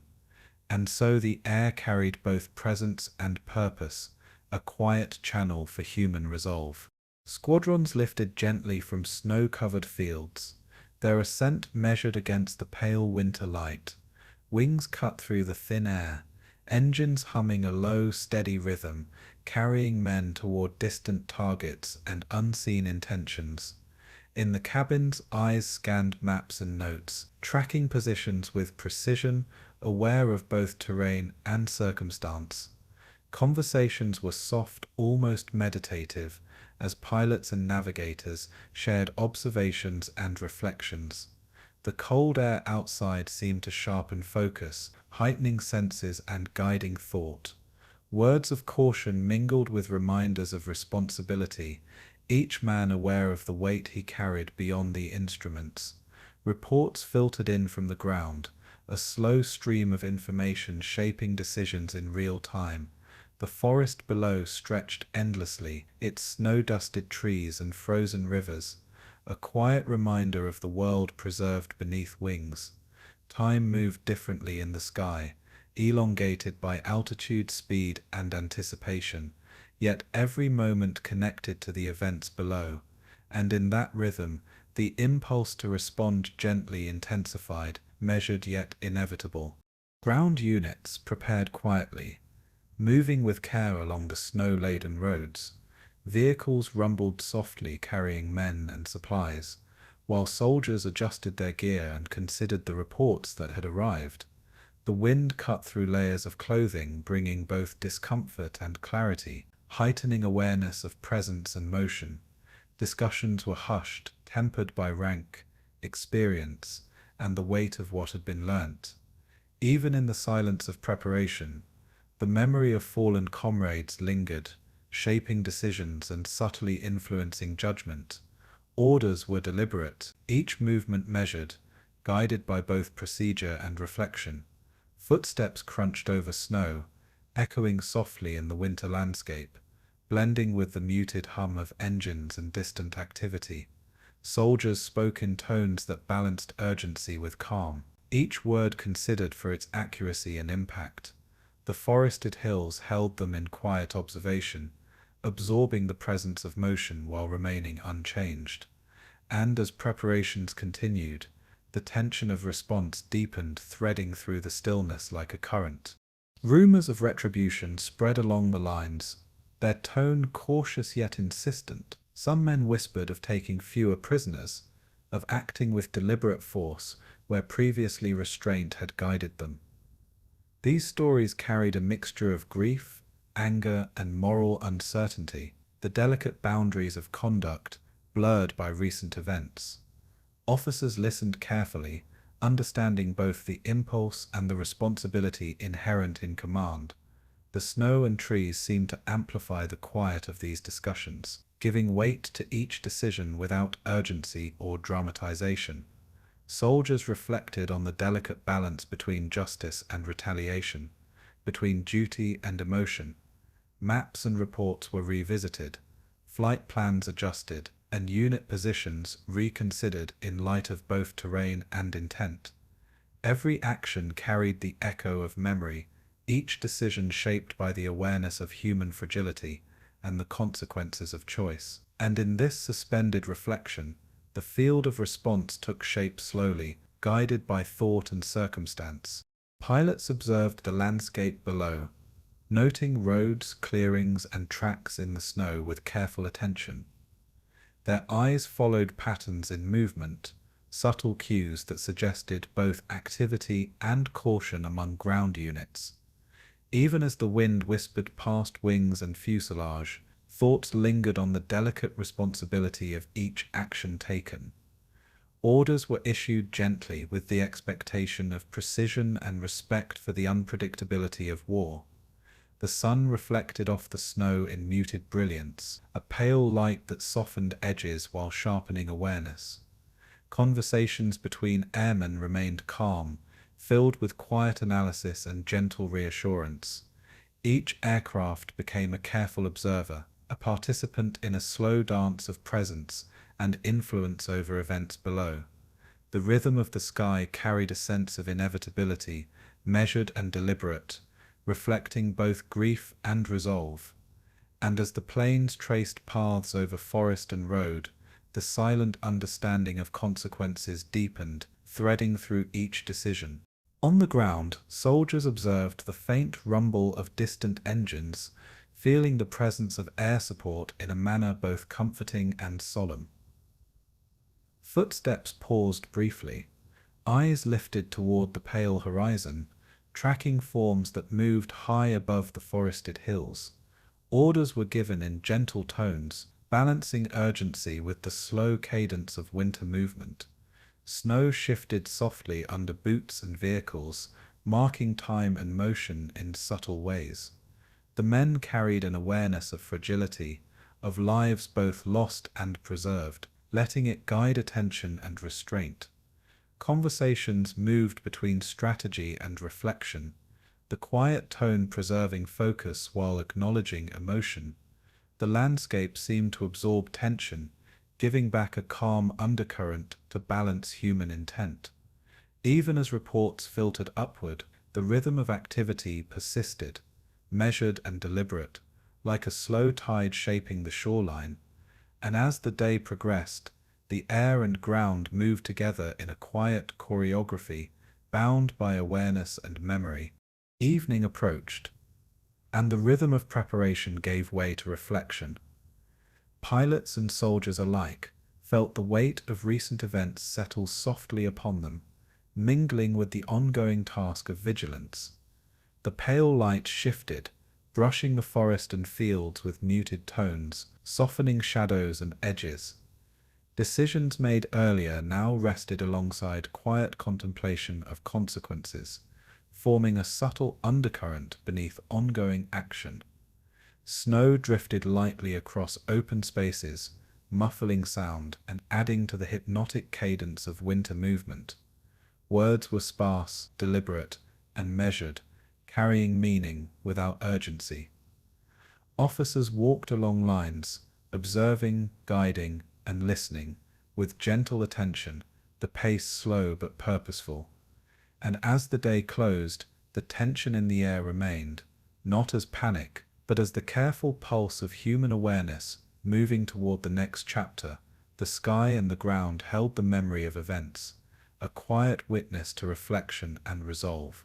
By nightfall, the forest and fields seemed to exhale softly, carrying the echoes of observation, preparation, and moral contemplation. Soldiers settled into positions, reflecting on the delicate balance between grief, duty, and restraint. The snow softened beneath moonlight, casting shadows that reminded them of both vulnerability and endurance. Pilots returned to quiet airstrips, engines humming down into silence, minds carrying the rhythm of earlier movements. Conversations lingered in low tones, balancing technical details with careful reflections of human experience. The cold night pressed gently, sharpening thought and focusing attention, guiding both rest and continued awareness. Even in darkness, the quiet presence of observation persisted, carrying forward the lessons and impulses of the day. And as the forest and fields held them in suspended time, the human currents of grief, resolve, and moral complexity moved gently into memory, preparing for the unfolding story to continue. The snow lay untouched in broad swaths, broken only by the slow impressions of footsteps moving carefully across the frozen field. Silence settled over the landscape, heavier than the cold that pressed into every layer of clothing. The men who arrived first moved quietly, their breaths visible in soft clouds that drifted and faded against the pale winter light. The field itself seemed to hold memory in the frozen air, a stillness that marked absence and presence at once. Equipment lay scattered, muted against the snow, reminders of abrupt endings and interrupted journeys. Every figure that moved here carried a quiet reverence, mindful of what had passed through these spaces. The wind whispered gently through trees at the edge of the clearing, carrying the faint scent of pine and frost. Time moved differently in this place, slowed by the weight of reflection and observation. Steps were deliberate, measured against the rhythm of snow and silence, as the observers took in the scene, and in that hush the field seemed to breathe slowly, holding its secrets without judgment. Men knelt at the edges, noting positions and marks, recording them with gentle care.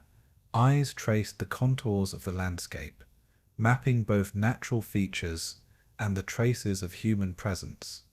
The snow reflected the pale light, softening edges while carrying the weight of memory. Hands brushed against frozen earth, feeling texture and cold, grounding awareness in sensation. Voices were low, almost whispers, carrying instructions and reflections without urgency or alarm. Every movement was measured, each gesture a small act of reverence for those who had been caught here. The field absorbed them quietly, offering both perspective and pause in its unyielding expanse. Even the faint crunch of snow beneath boots seemed amplified, reminding every observer of the fragility of presence. Thoughts drifted between the past and the immediate, balancing memory with careful attention to the moment. And slowly the men moved through the space, absorbing its quiet testimony with patience and care. The frozen ground held subtle stories in its contours, shadows of footsteps and marks pressed lightly into the snow. Soldiers paused, feeling the rhythm of absence and presence in equal measure. The wind drifted over the open field, shifting snow and softening the sharpness of every trace. Even distant trees seemed to stand vigil, their branches bowing under winter weight, watching in silence. Notes were taken carefully, each word chosen with thought as the men recorded history without haste.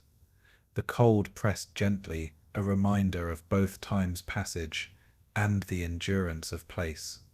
Small sounds, the fall of snow, the scrape of boots, became markers in the soft tapestry of observation. Each observer carried a private reflection, memories mingling with the solemn presence of the field, and in the quiet, the frozen landscape seemed to communicate slowly, its stillness a testament to the weight of what had occurred. The men moved forward gently, letting the hush guide their steps.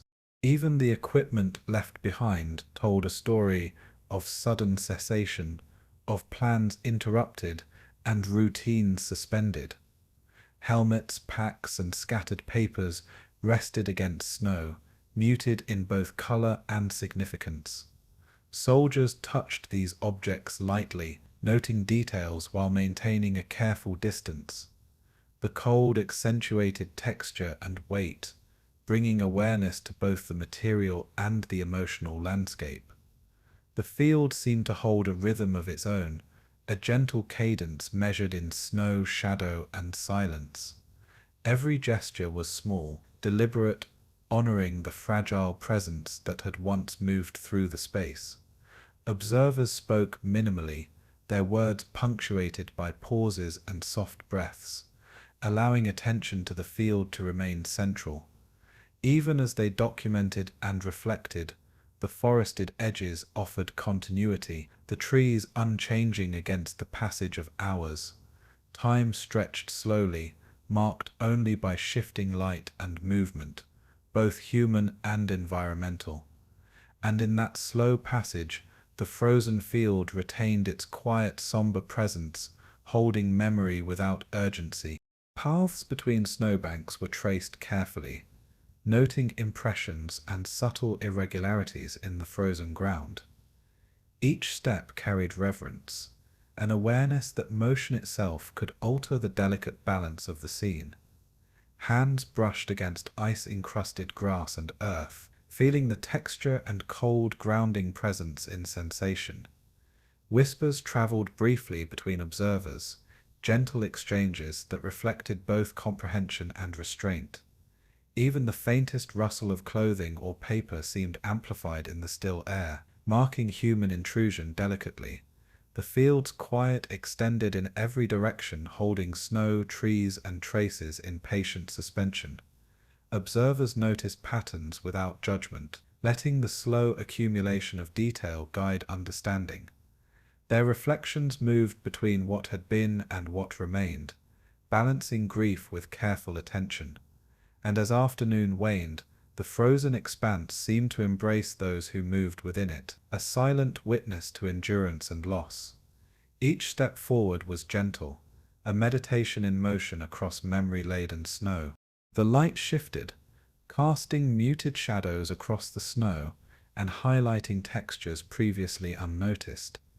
Trees at the periphery leaned under snow's weight, branches forming arcs that softened the vast openness of the field.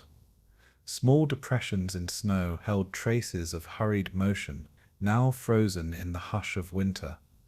Observers paused to take note, hands steady, breath measured, acknowledging the fragility of presence. Even distant hills carried echoes of past movement, the quiet imprint of human action lingering in frozen air. Notes and sketches were made in deliberate rhythms, each line attentive to detail without haste. The field itself seemed patient, absorbing observation and memory with quiet dignity. Footsteps were soft, almost reverential, leaving only subtle impressions behind, and in that softness the landscape offered both reflection and perspective, inviting contemplation without insistence. The frozen field stretched onward, calm yet insistent in its testimony. Shadows deepened as evening approached, the pale light softening contours and blending marks into gentle tones. The air was still carrying faint scents of earth, pine, and frost, grounding attention in the present. Observers moved slowly, revisiting details and ensuring nothing was overlooked, their rhythm quiet and measured. Snow shifted with each step, a tactile reminder of movement and impermanence. Conversations were minimal, punctuated by reflective pauses, allowing the weight of observation to remain central. Every gesture, however small, honored the significance of the space, balancing documentation with reverence. The forested edges, dark and enduring, framed the scene, offering continuity and silent companionship. Each breath, each movement seemed amplified, yet carried a gentle cadence that soothed rather than alarmed. And as the final light of day softened the landscape, the frozen field held its memory quietly, a place suspended between past and present. Observation and reflection continued, gentle and persistent as night approached. By nightfall, the field was enveloped in soft shadow, the snow reflecting faint starlight and distant moon. Men moved with slowed rhythm, carrying notes, observations, and quiet impressions of the day. The air was crisp, each breath visible and deliberate, a meditation on presence and memory. Even distant movements, subtle and soft, became markers in the hushed expanse of snow and shadow. Observers paused one last time, allowing the quiet of the field to fill their awareness. Their steps retraced patterns gently, leaving subtle traces that harmonized with the winter landscape. The cold pressed against hands, faces, and coats, sharpening awareness while deepening reflection. And in that night-wrapped stillness, the frozen field retained its calm, somber weight, holding memory and witness without urgency or judgment. The landscape seemed to breathe slowly, patiently, carrying the story forward in snow, shadow, and silence. And with that quiet, the men departed, leaving the field to its gentle, enduring presence. Villagers emerged slowly from their homes, drawn by a quiet tension that had settled over the town after the distant sounds of engines and movement. Snow lay thick along the roads and roofs, muffling sound and softening edges, while the winter light cast a pale glow across the streets. Children were kept close, hands held tightly by parents. As the villagers moved cautiously toward the fields and roads beyond, they encountered small groups of soldiers, moving quietly, making note of positions, traces, and remnants of what had passed. Conversation was minimal, measured as everyone navigated the delicate balance between curiosity, fear, and respect. The forested outskirts held their attention, the trees standing tall in silence, indifferent yet patient. Villagers noted the traces left behind, remnants of gear, scattered footprints, and the subtle imprints in snow. Even in the quiet, a sense of gravity settled over the town, as if the landscape itself carried memory. Their footsteps crunched softly, leaving temporary marks that contrasted with the lasting imprint of what had been witnessed. And in that hush, Malmedy began to absorb the events into its collective consciousness. Mothers and fathers spoke quietly to one another, sharing fragments of information heard from passing soldiers. The stories were fragmented, but each piece carried weight, a measure of the extraordinary and terrible events that had occurred nearby.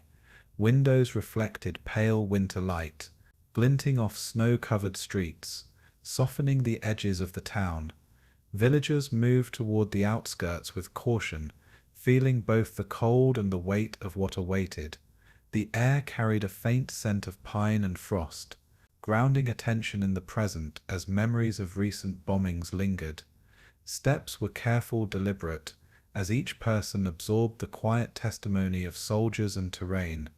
Conversations balanced reflection with restraint. Words whispered softly to honor both the living and those lost. Even the distant hum of vehicles and engines seemed muted, absorbed into the hush of snow and observation. And as the villagers walked, they began to understand that their town had become a witness, its quiet streets absorbing fragments of history in soft, enduring rhythm.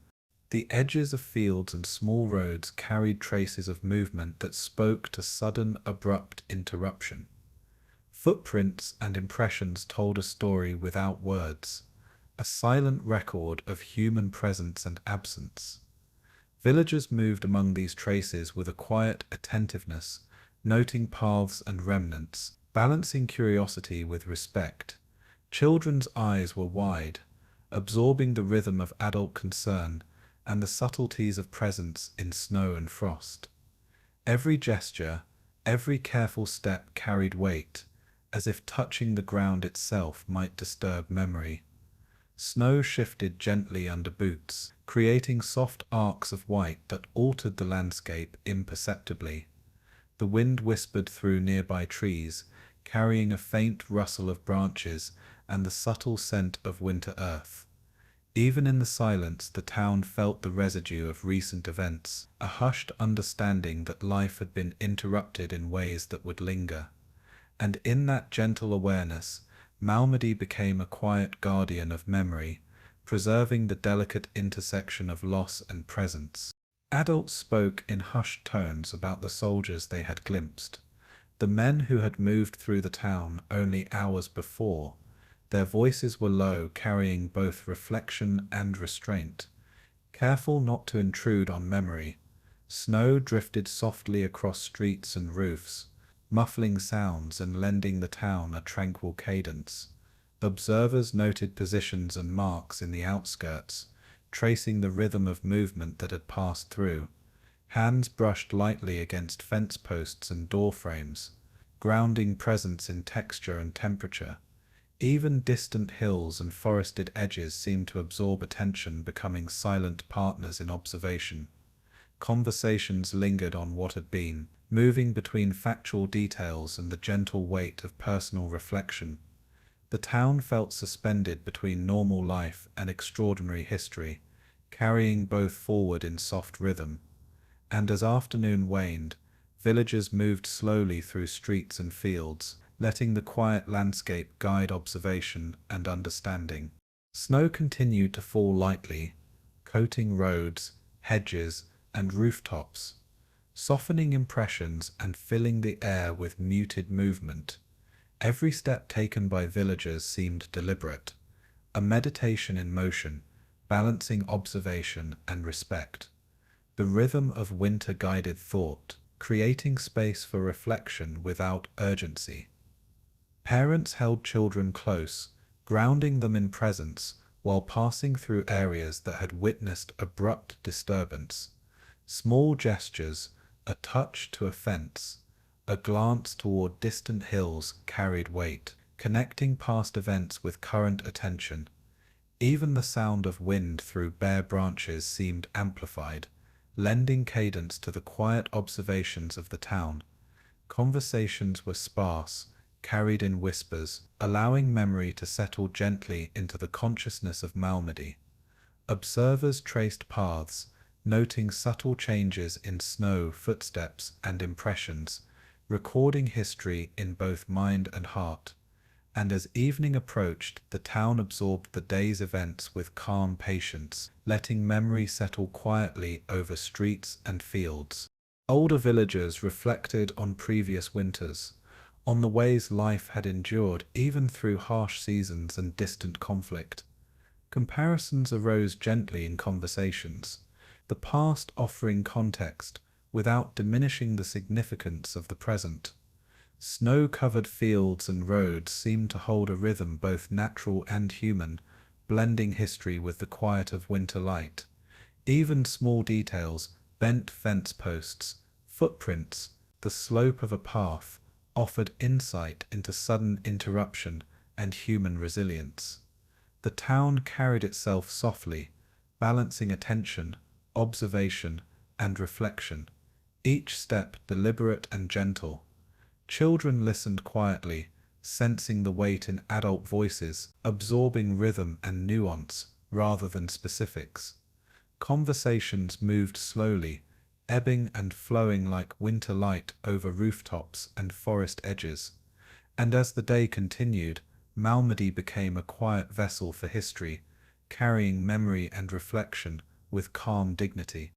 Evening softened the town further, casting muted shadows across snow-laden streets and fields.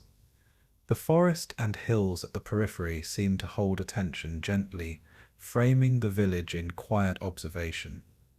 Observers moved with a rhythm of deliberate slowness, balancing the need to see with respect for absence. Snow shifted softly beneath boots and feet, each step leaving a temporary impression in contrast to the enduring silence. Voices grew quieter, reflections more internal, as memory settled over individuals and the collective town. Notes and sketches were taken carefully, the rhythm of writing harmonizing with the calm cadence of winter light. Even distant sounds, wind, rustling trees, faint movement were measured and absorbed slowly into awareness. And in that soft evening hush, Malmedy carried the weight of recent events with gentle dignity, the town itself a silent witness to memory preserved. Night fell gradually, blanketing streets and fields in soft shadow, the snow reflecting faint starlight and distant moon. The villagers moved through remaining tasks with quiet deliberation, closing windows, securing doors, and carrying awareness gently forward. The air held a crisp clarity, sharpening presence, while softening edges of memory and thought. Even in darkness, the town seemed attentive, its silence absorbing reflection and testimony alike. Families lingered briefly at edges of streets and fields, pausing to honor absence and presence in equal measure. Footsteps became slower, almost meditative, blending with the rhythm of night and winter stillness. Conversations faded into soft murmurs, leaving the quiet to hold memory and observation without interference. And as night deepened, Malmedy rested in suspended calm, its streets and fields preserving the events in quiet, enduring rhythm, ready to carry them gently into history. The first teams moved slowly across the frozen field, their boots pressing lightly into the snow, as if to avoid disturbing memory itself. Each man carried tools and small equipment, careful in their movements, aware that every gesture mattered. The air was sharp with cold, carrying faint scents of earth and frost, grounding attention in the present, even as they dealt with the weight of the past. Snow drifted gently over the landscape, softening the edges of impressions and creating a delicate contrast to the stories etched in frozen earth. Teams paused frequently, consulting maps and notes, ensuring accuracy in every step, every observation. The quiet was pervasive, broken only by soft footsteps and the subtle creak of equipment. Hands moved gently, brushing snow aside, uncovering details that told fragments of the story in subtle ways. Even distant trees seemed to lean closer, their branches heavy with frost, as if participating silently in the solemn work. Each movement carried respect, a recognition of both human fragility and resilience, and as they continued, the field seemed to breathe slowly, holding memory and presence in patient stillness. Men and women of the graves registration units worked with quiet deliberation, speaking softly to one another in measured tones. Their voices carried calm authority, guiding steps without urgency, allowing the weight of the moment to shape rhythm and pace. They noted positions carefully, recording impressions in notebooks and on maps, letting the field itself guide understanding. Snowflakes drifted lazily through the cold air, settling on shoulders and caps, emphasizing the gentle cadence of work. Each item moved, each footprint noted, became part of a slow narrative, a testament to human presence interrupted and preserved. Even the subtle sounds of breathing and shifting tools seemed amplified in the hushed expanse, a soft punctuation to careful motion. The forest at the edge of the field remained patient, silent yet perceptive, watching as the story unfolded through meticulous effort. Every action was deliberate, balancing documentation with reverence, presence with respect, and as the day advanced, the rhythm of recovery carried forward, steady and absorbing, softening grief with careful attention. Snow muffled other sounds, creating a quiet that was both enveloping and introspective. Hands brushed against frozen earth and equipment, moving deliberately, revealing traces that told stories in fragments. Notes were taken with care, each word chosen for clarity, precision, and restraint, honoring those who had passed. The cold sharpened awareness, focusing attention on detail, without hurried movement or distraction. Observers adjusted posture and step with consideration, letting each action unfold in harmony with the quiet landscape. Even the distant forested hills seemed to hold tension gently, providing a backdrop of stability and continuity. Conversations were minimal, a soft exchange of guidance and reflection, preserving focus on both the task and the weight it carried. Footsteps crunched lightly over snow, echoing softly in rhythm with human attention and thought. And as the teams moved, the field seemed to offer patience, its quiet presence holding memory without judgment or insistence. Each motion became a meditation, a careful balance between action and reverence. Details emerged slowly. Fragments of equipment, scattered personal items, subtle impressions in snow and earth. Each discovery added context, hints of lives interrupted, routines paused in sudden silence. The men paused often, exchanging quiet observations, letting insight emerge gently without pressure. Snow drifted between gloved fingers, soft and powdery, grounding awareness in both tactile sensation and visual memory. Even the faintest traces were treated with care, acknowledged in notebooks, sketches, or gentle verbal confirmation. The rhythm of work followed a measured cadence, blending human motion with the quiet expanse of winter landscape. Trees at the periphery leaned slightly under frost and ice, their presence a soft companion to the activity unfolding below. Every footstep, brush of snow, and careful lift contributed to a slow, deliberate recovery of memory. And in that continuity, the field seemed to guide the teams, offering space for reflection and steady attention alike. The work unfolded quietly, absorbing grief in measured steps. The cold pressed softly against faces and hands, emphasizing awareness of each movement and its significance. Gloves brushed gently over snow and ice, uncovering impressions that carried subtle stories in frozen detail. Notes and sketches grew steadily, capturing position, orientation, and fragments that might otherwise fade. Even the air seemed still, carrying the faint scent of earth, pine, and winter cold, grounding every participant in the present. Words were chosen deliberately, instructions gentle, balancing focus and care.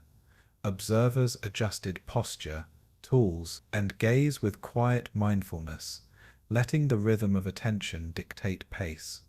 The forested edges remained quiet, offering contrast and continuity, its enduring presence softening the weight of mortality. Footsteps left subtle imprints in snow, ephemeral marks that harmonized with the lasting traces of history beneath. And as the sun dipped lower, the field seemed to absorb the day's work, quiet and patient, a repository for memory, preserved with gentle intent, the rhythm of care carried forward, uninterrupted by haste or distraction. Items and remnants told fragments of human experience, subtle traces that suggested routine, purpose, and presence. Helmets, personal notes, and small gear offered context. Quiet tokens of ordinary life interrupted. Observers moved deliberately, handling each object with awareness, measuring significance without haste. Snow reflected muted winter light, softening every edge, lending calm dignity to the meticulous work. Conversations remained soft, explanatory, blending guidance with reflection, preserving attention on the task and its meaning. Even distant hills seemed attuned to the quiet, holding space without intrusion, a subtle witness to careful motion. Every gesture was small and controlled, honoring presence and memory simultaneously. Footsteps traced lines across snow, each one measured and temporary, yet harmonizing with the enduring traces beneath. And in that measured cadence, the field offered a silent acknowledgement of loss, patience, and preservation. Every action became part of the soft rhythm of remembrance. Evening drew close, casting long shadows across snow and earth, softening impressions and lending depth to the work. The teams paused frequently, taking time to reflect, note and consider the fragments before them. Gloves brushed lightly over surfaces, uncovering impressions of movement and presence frozen in cold time. Notes, sketches, and maps grew steadily, forming a careful record of both fact and human experience. The air remained crisp, carrying quiet sound, scent, and the gentle presence of winter landscape. Trees and hills at the edge of the field seemed to lean closer, an imperceptible acknowledgement of the ongoing care. Conversations became quieter, reflective, preserving attention on detail without intrusion. And as night approached, the field held its quiet vigil, absorbing observation, reverence, and patience into its frozen memory. The day concluded in gentle rhythm, the act of gathering becoming both practical and mournful meditation. Night wrapped the landscape in soft darkness, snow reflecting faint moonlight, creating muted edges across the field. Observers moved slowly, finishing notes, organizing materials, and preparing for the continuation of careful recovery. Even in darkness, the hush of winter carried a gentle cadence, guiding footsteps, tools, and thought. The field seemed to exhale slowly, its quiet presence holding both loss and care without haste. Each participant felt the weight of memory balanced by the calm rhythm of their task. Footsteps left subtle impressions, ephemeral and quiet, harmonizing with the enduring traces below the snow. The forest and hills framed the work, offering continuity and silent companionship through the night. And as the teams withdrew for rest, the frozen field remained, patient and enduring, a solemn witness to human care, reflection, and the gentle preservation of memory. The story continued softly, carried forward in snow, shadow, and mindful presence. Across the snow-laden roads and frozen fields, whispers moved among American units like a soft undercurrent beneath the usual rhythm of duty. Soldiers spoke in low tones, repeating fragments of stories, careful not to disturb the winter hush, while letting memories settle in their minds. Remember Malmedy, One man would murmur and others would nod, carrying the phrase forward without urgency, yet with a quiet intensity that threaded through ranks. The cold pressed gently against their faces, heightening awareness, sharpening senses in a way that both grounded and guided thought. Conversation was minimal, gestures subtle, yet a new tension grew beneath the calm exterior, a deliberate pulse of determination. Snow drifted lightly across shoulders and helmets, softening edges, while reinforcing the stillness of the landscape. Orders were given with measured tone, each command balanced by reflection and responsibility, integrating both purpose and restraint.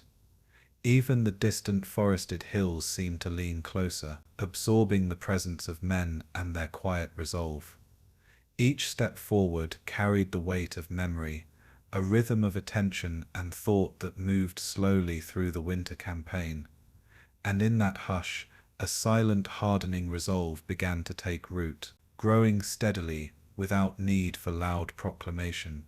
In small encampments, men shared soft stories of what they had seen, fragmentary memories passed with care and subtle emotion.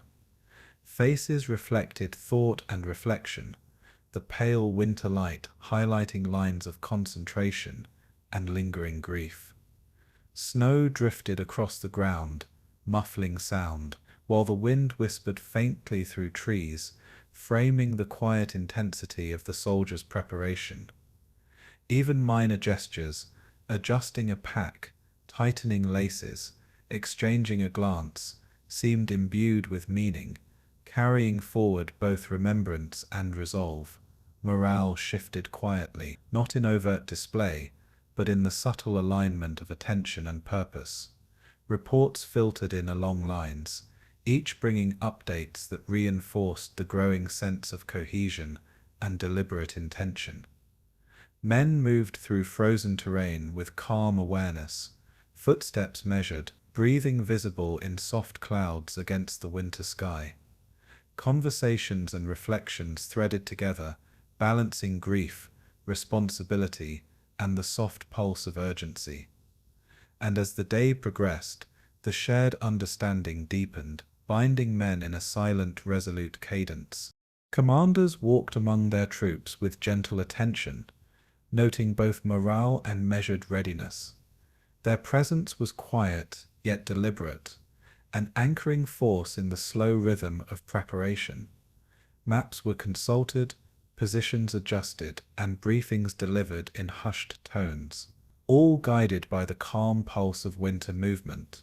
Snow shifted beneath boots and vehicles, a tactile reminder of time, movement, and the deliberate pace of reflection. Even distant hills and tree lines seemed patient, framing activity without intrusion, allowing memory and purpose to settle softly. Soldiers' glances met one another, quiet acknowledgement, passing in subtle rhythm, a shared recognition of past loss and present duty. The cold sharpened focus, heightening awareness and grounding both attention and intention. Each step, each word, each gesture became part of a slow, deliberate current of preparedness. And in that calm, soldiers carried memory into motion, letting it guide careful, thoughtful action across the frozen landscape. The air held tension in gentle waves, a quiet hum beneath the soft thrum of engines, shuffling boots, and distant conversation.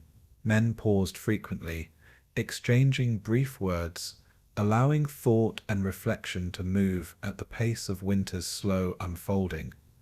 The whisper of snow underfoot, the faint scrape of equipment, became markers in rhythm with inner attention and external observation. Even the distant trees, heavy with frost, seemed attuned to the presence of men moving through landscape and memory alike. Orders flowed with calm deliberation, balancing instruction with reflection, ensuring that every movement carried purpose without haste.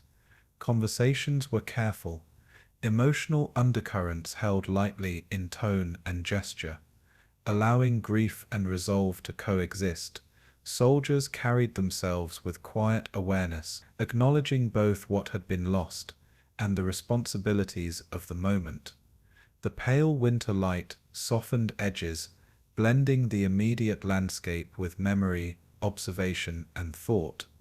And as the day unfolded, a shared subtle determination threaded itself through units, shaping action with the gentle rhythm of reflection and resolve. In observation posts and quiet vantage points, men reflected on the day's passage and the slow accumulation of memory into action. The wind carried faint sounds of distant engines, muffled yet present, while snow swirled softly in gentle arcs across fields and roads. Soldiers adjusted binoculars, maps, and instruments with deliberate care, their movements slow, steady, and purposeful. Each observation, each note became a quiet meditation, blending attention with awareness of the larger rhythm of the campaign. The forest and hills around them absorbed presence without intrusion, offering subtle continuity to the soft pulse of preparation. Even brief exchanges between men were deliberate, words carefully chosen to balance clarity, focus, and emotional weight. Glances met and lingered, carrying recognition, shared reflection, and the quiet fuel of resolve.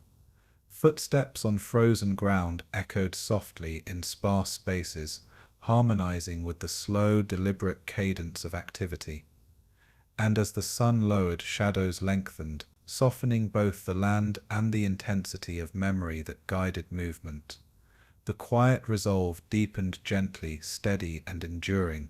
Evening brought softer light and a further slowing of motion, though the pulse of reflection remained steady beneath calm gestures.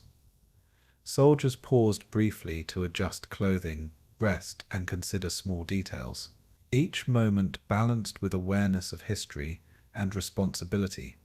Snow shifted under boots and equipment, faint impressions marking movement without haste, blending with the enduring imprint of memory. Conversations were quieter, tempered by fatigue and the awareness of presence, reflections shared with careful intention. The forest edges remained patient, silent observers of rhythm and motion, offering continuity as men navigated terrain and history. Orders continued, gentle in tone, carried softly across cold air, grounding both action and thought. Eyes traced lines of approach, reviewing possibilities, observing subtle cues from terrain and movement. And in the rhythm of this evening, memory, attention, and the hard pulse of resolve intertwined, forming a calm yet firm cadence. Each step forward was deliberate, imbued with quiet intention. Night approached gradually, blanketing snow and hills in soft shadow, creating a muted backdrop for quiet movement and reflection. Soldiers gathered in small groups, sharing low words of remembrance and resolve, reinforcing the silent threads that connected them. The cold sharpened senses while deepening reflection, drawing attention to both inner and outer landscapes. Even distant hills and forests seemed to hold attention, offering subtle reassurance through their calm, enduring presence. Movement slowed without pause, steps deliberate, gestures careful, as if each action carried memory forward in balance with immediate necessity. Conversations were rare, carried in whispers, preserving the quiet of night and winter. Equipment hummed softly, blending with the rhythm of breathing and shifting bodies, creating gentle accompaniment to thought. And as darkness deepened, a soft collective determination settled over the lines, a quiet resolve shaped by memory and observation. The soldiers' rage remained contained yet deliberate, a guiding undercurrent rather than outward display. By the deepening night, the field and encampments rested in calm, measured stillness, the snow reflecting faint moonlight in gentle arcs. Soldiers paused in private moments, hands on tools, maps, or simply resting, letting thought and remembrance coexist with the rhythm of duty. The air was crisp, carrying faint scents of frost, earth, and pine, anchoring awareness in the present. Even distant movement, subtle and soft, seemed amplified in the quiet, a reminder of human presence against enduring winter silence. Glances exchanged carried reflection, respect, and subtle intensity, forming invisible bonds between men across frozen spaces. The forested edges framed activity and memory alike, offering patient companionship to the slow, steady cadence of preparation. Every gesture was deliberate, every breath measured, and every footstep part of a gentle pulse of readiness and resolve. And as night enveloped the landscape, the soldiers carried "Remember Malmedy" quietly within them, a soft but firm current shaping thought, emotion, and intention. The winter air held both calm and determination, moving steadily toward the next chapter of action and history. The roads of the Ardennes lay heavy with snow, packed and slick beneath the weight of advancing vehicles and relentless winter cold. Peiper's columns moved with a tense rhythm, engines droning tracks, leaving slow impressions that reflected the strain of both men and machinery. Fuel ran low, a subtle but persistent threat that shadowed every movement, urging careful deliberation with each mile. Trees leaned over the narrow roads, branches bowed under frost, forming muted corridors through which the Kampfgruppe advanced. Soldiers moved methodically, adjusting equipment, consulting maps, and noting every obstacle, aware that the landscape itself could halt momentum. Silence interlaced with distant sounds of engines and muted commands, a rhythm that matched the measured pace of retreat. Snow drifted over tracks and tire marks, softening edges while marking the path of both advance and pause. Even distant hills seemed patient, observing the slow unraveling of initiative without judgment. And in that measured movement, the tension of pursuit hung quietly, a soft presence guiding attention and thought. The forest seemed to breathe slowly alongside the men, patient and enduring. Small villages along the route became quiet witnesses to halted momentum, their streets empty save for the traces of passing columns. Chimneys exhaled gentle smoke, a contrast to the cold stillness, signaling life continuing despite distant turmoil. Peiper's soldiers adjusted positions, noting blocked roads, ice patches, and abandoned obstacles that challenged both passage and timing. Conversation was minimal, limited to quiet instructions and calm observations, each word measured in the rhythm of winter air. Snowflakes drifted in subtle patterns, settling on helmets, coats, and vehicles, adding a soft layer of winter hush to the tension of stalled advance. The horizon carried faint, muted light, revealing stretches of forest and road that both guided and constrained movement. Footsteps and treads pressed into snow, temporary marks over a landscape, both beautiful and exacting. Even distant hills reflected the slow, inevitable shift of fortune, carrying quiet witness to the pause in Peiper's momentum. And as the day progressed, the relentless advance slowed further, the hunt giving way to cautious observation and recalibration. The tension settled into a slow, contemplative rhythm, allowing space for thought and awareness. Fuel convoys lagged behind, trudging slowly through snowdrifts, engines laboring against frost and incline. Each halt became an opportunity to reflect, adjust, and manage resources with calm deliberation. Vehicles idled quietly, waiting for orders or for snow and ice to soften the path ahead. Soldiers moved among them with steady pace, checking supplies, consulting notes, and maintaining readiness despite uncertainty. The landscape offered few conveniences, yet every hill, bend, and tree became a measure of progress, or lack thereof. Silence hung between groups, punctuated only by distant engine hums, the rustle of gear, and faint, soft voices. Snow shifted lightly beneath boots and wheels, a gentle reminder of time passing, of pause, and of the inevitability of decision. Even the forest seemed aware of the slow unfolding, patient in its observation, unhurried by human purpose. And in that quiet tension, Peiper's men felt the subtle weight of retreat, the measured transition from hunter to pursued. Each movement became contemplative, deliberate, and quietly persistent. Roadblocks and damaged infrastructure dictated further caution, slowing the columns and forcing small decisions with steady care. Ice-coated surfaces reflected pale winter light, softening the edges of obstacles while emphasizing their presence. Men moved with deliberate rhythm, balancing speed and safety, aware that every choice carried consequence. Snow drifted in gentle swirls across the road, subtly shifting impressions and altering the path ahead. Voices remained soft, instructions calm, conveying necessity without panic or haste. Vehicles adjusted, tracks scraping and slipping lightly, leaving temporary traces in the hushed expanse of frozen ground. Even distant villages seemed still, offering quiet observation without interference. Each obstacle, each pause, reinforced the slow, reflective pace of retreat, a measured response to the winter terrain and strategic demands. And as the afternoon light waned, the rhythm of movement carried both caution and awareness forward. The forest held steady, patient, and enduring, in contrast to human uncertainty.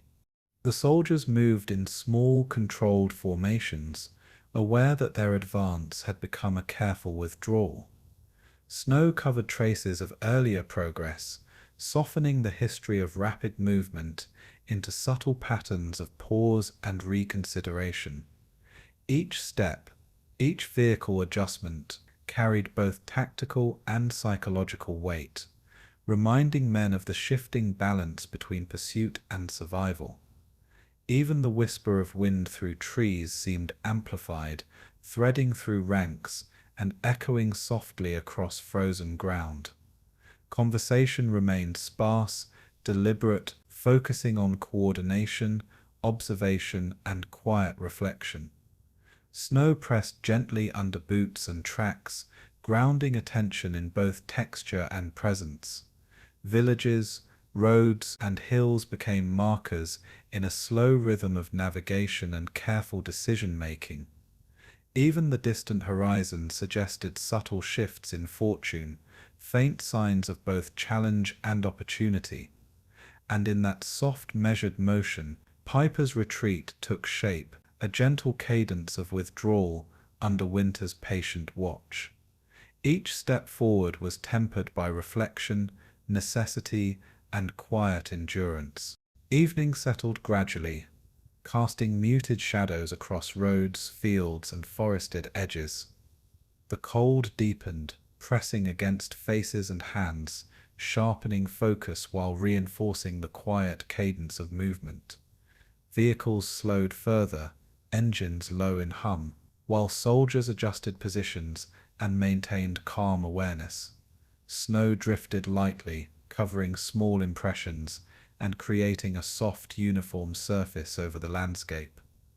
Steps were deliberate, careful, mindful of both terrain and circumstance.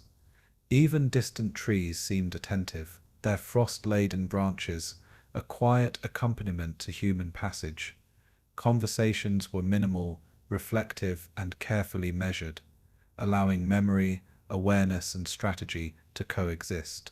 The forest and hills framed the retreat, offering continuity, calm presence, and subtle guidance.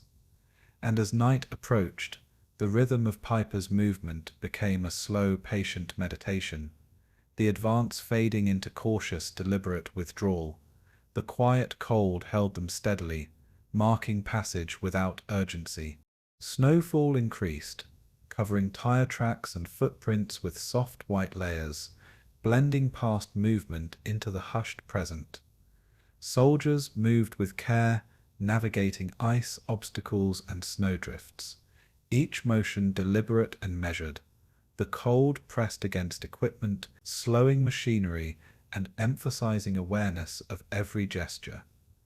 Glances met briefly across ranks, carrying quiet recognition of the shift from pursuit to retreat, from confidence to careful recalibration. Even distant hills and forested edges seemed patient, their frozen presence a steady counterpoint to human tension. Footsteps and treads left temporary traces, soft echoes in the muted landscape, balancing history with immediate action. Conversations were soft, words minimal, guided by calm reflection and the slow rhythm of winter light. And in the muted, snow-filled landscape, Peiper's columns moved steadily, retreating without haste, aware of the inevitability of pause and recalculation. Each mile carried a quiet tension, a careful awareness of shifting fortune. Night wrapped the Ardennes in soft shadow, snow reflecting faint moonlight across the frozen roads and forested hills.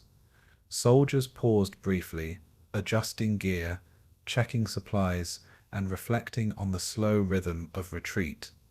Even the faint hum of vehicles seemed hushed, absorbed into the calm cadence of winter night. Steps were deliberate, careful, each echoing softly over snow that blanketed past activity. The forest, patient and enduring, stood as silent witness to the change in pace, marking history without judgment. Conversation was sparse, quiet, reflective, balancing the tension of necessity with the calm of observation.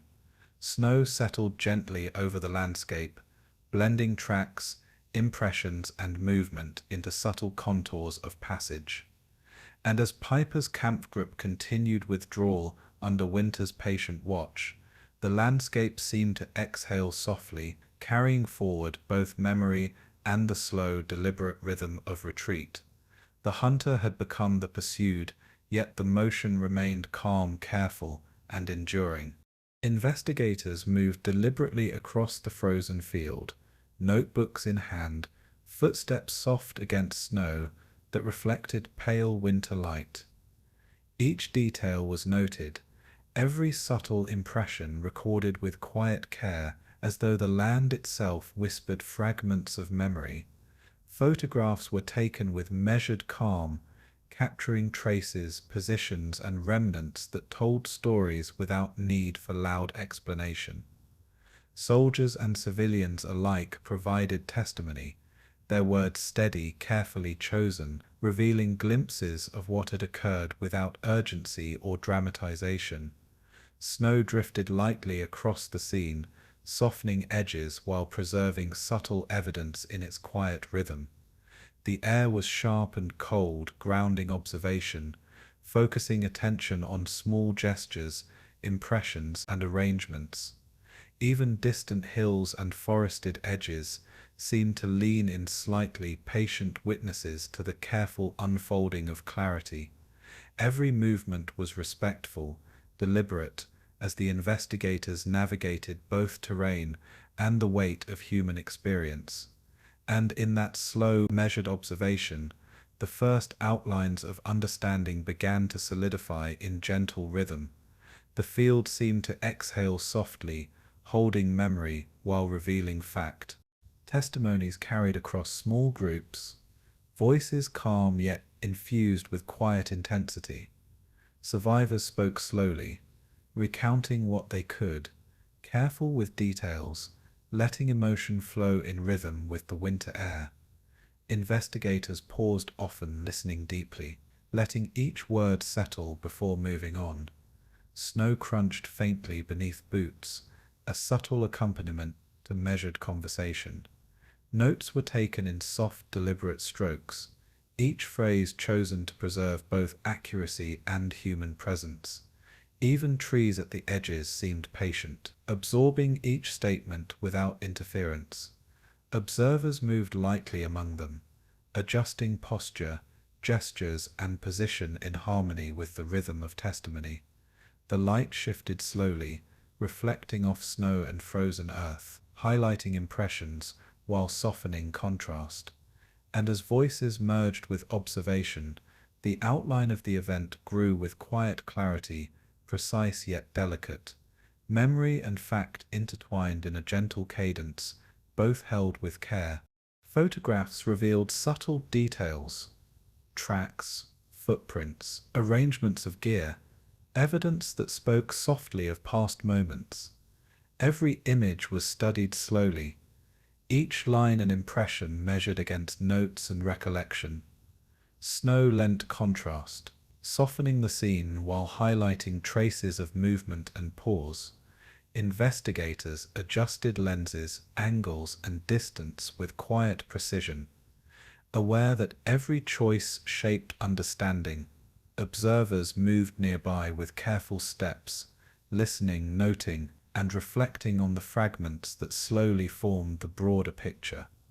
Even distant hills reflected muted winter light, patient and unhurried in their silent observation.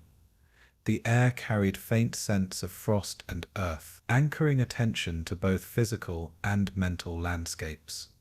Conversations were low, reflective, connecting evidence with testimony and silent observation. And as evening approached, the slow accumulation of clarity offered gentle illumination of what had occurred, shaping understanding without haste or spectacle. The field seemed to breathe with recognition, holding truth gently in its frozen rhythm. Small details drew attention. Gloves left on snow, scattered helmets, the faint trace of a path through drifts. Each item was handled with care, measured against notes, sketches, and spoken recollections. The rhythm of movement was deliberate, quiet, ensuring no trace was overlooked, while maintaining respect for what had passed. Snow drifted across surfaces, settling softly, contrasting the permanence of memory with the transience of observation. Investigators paused often, consulting one another in subdued tones, balancing reflection with methodical process. Even distant trees leaned under frost and ice, a quiet accompaniment to the careful unfolding of evidence. Footsteps pressed lightly into snow, temporary markers in contrast with enduring traces preserved by winter's hush. Every gesture was intentional, blending technical observation with reverence for human experience. And in that gentle, steady progression, clarity emerged gradually, forming a calm yet firm understanding of sequence and presence. The day's work flowed softly, each action a measured contribution to collective memory. Maps were cross-referenced, photographs reviewed, and patterns traced slowly across frozen terrain. Each step, note, and glance contributed to an emergent understanding, delicate yet deliberate. Even subtle impressions in snow displaced earth, tracks, faint traces of gear, added context, guiding attention toward coherence without urgency. Conversations were sparse, reflective, and low, allowing memory, observation, and analysis to coexist in quiet equilibrium. The cold pressed softly against skin and fabric, sharpening awareness while creating a rhythm to movement and thought. Observers paused, adjusted equipment, and shifted posture in harmony with both terrain and emerging narrative. The forested edges seemed patient, their frozen presence reinforcing calm observation. Every moment balanced focus with sensitivity, merging fact and emotion without disruption. And as afternoon light softened across the field, the evidence coalesced gradually, a gentle mosaic of memory and clarity. The land seemed to hold understanding in quiet patience. Eyewitnesses were guided to recount sequences with deliberate calm, recalling positions, movements, and subtle sounds. Their words were measured, reflecting a slow rhythm of thought and memory that harmonized with the winter hush. Investigators recorded testimony with care, attending to nuance and emphasis without pressing urgency. Snow drifted gently over streets, paths, and fields, softening impressions while preserving context. Even distant hills, silent and enduring, seemed attuned to the quiet unfolding of narrative and observation. Notes, sketches, and photographs formed a web of gentle evidence, each point interwoven with others in careful rhythm. The wind whispered faintly through the trees, carrying the soft scent of earth, frost, and wood, grounding attention in both present and history.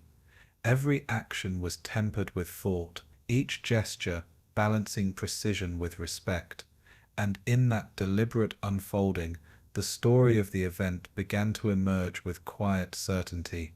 Memory, fact, and observation moved together, slow and steady. Evening cast muted shadows across the frozen field, softening impressions while emphasizing subtle contrasts.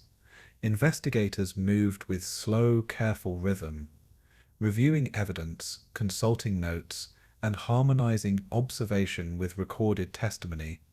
Snow reflected pale light, blending present motion with traces of past activity in soft, gentle arcs. Footsteps pressed lightly into the cold, creating temporary echoes that harmonized with enduring impressions of history. Conversation was minimal, low, reflective, preserving both rhythm and attention. The forest edges framed activity with patient calm, offering a quiet continuum for thought and observation. Every photograph, note, and sketch became part of a slow, deliberate process, integrating fragments into coherent understanding. And as night approached, the frozen landscape seemed to hold knowledge gently, absorbing human inquiry without haste or judgment. The emerging clarity carried both weight and quiet dignity.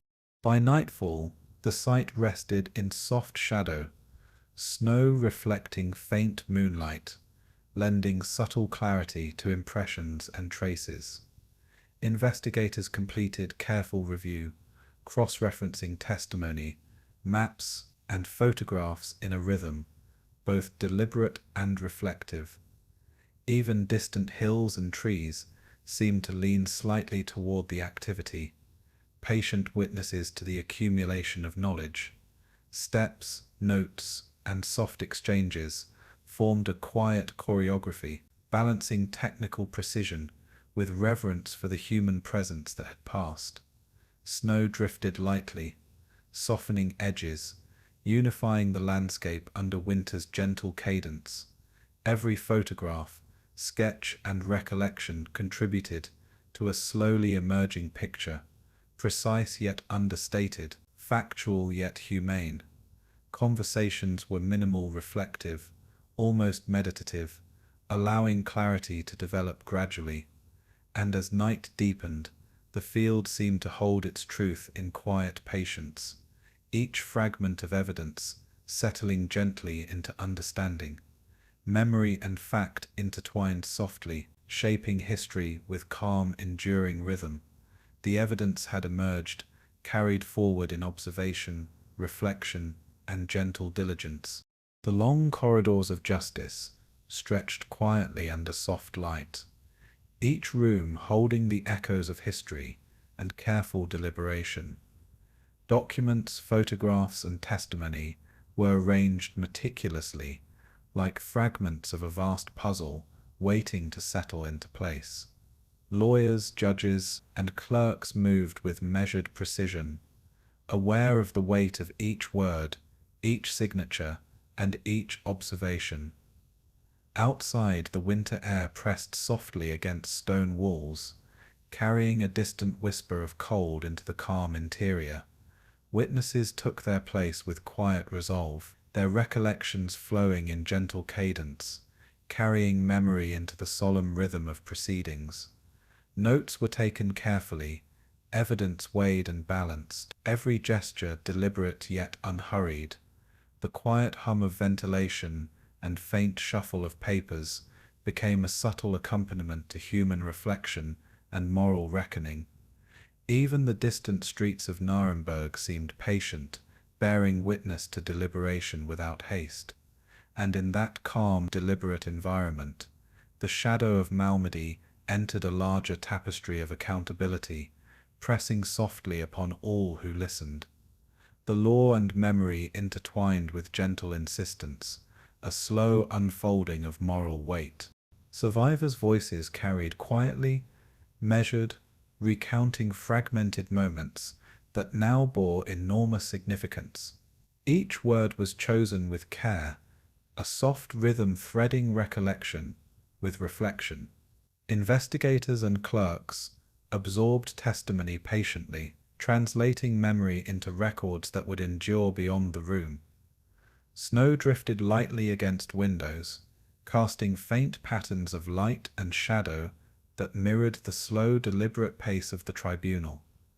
Observers leaned in subtly, attentive to cadence, phrasing, and nuance, their presence amplifying yet never disrupting the quiet flow of events.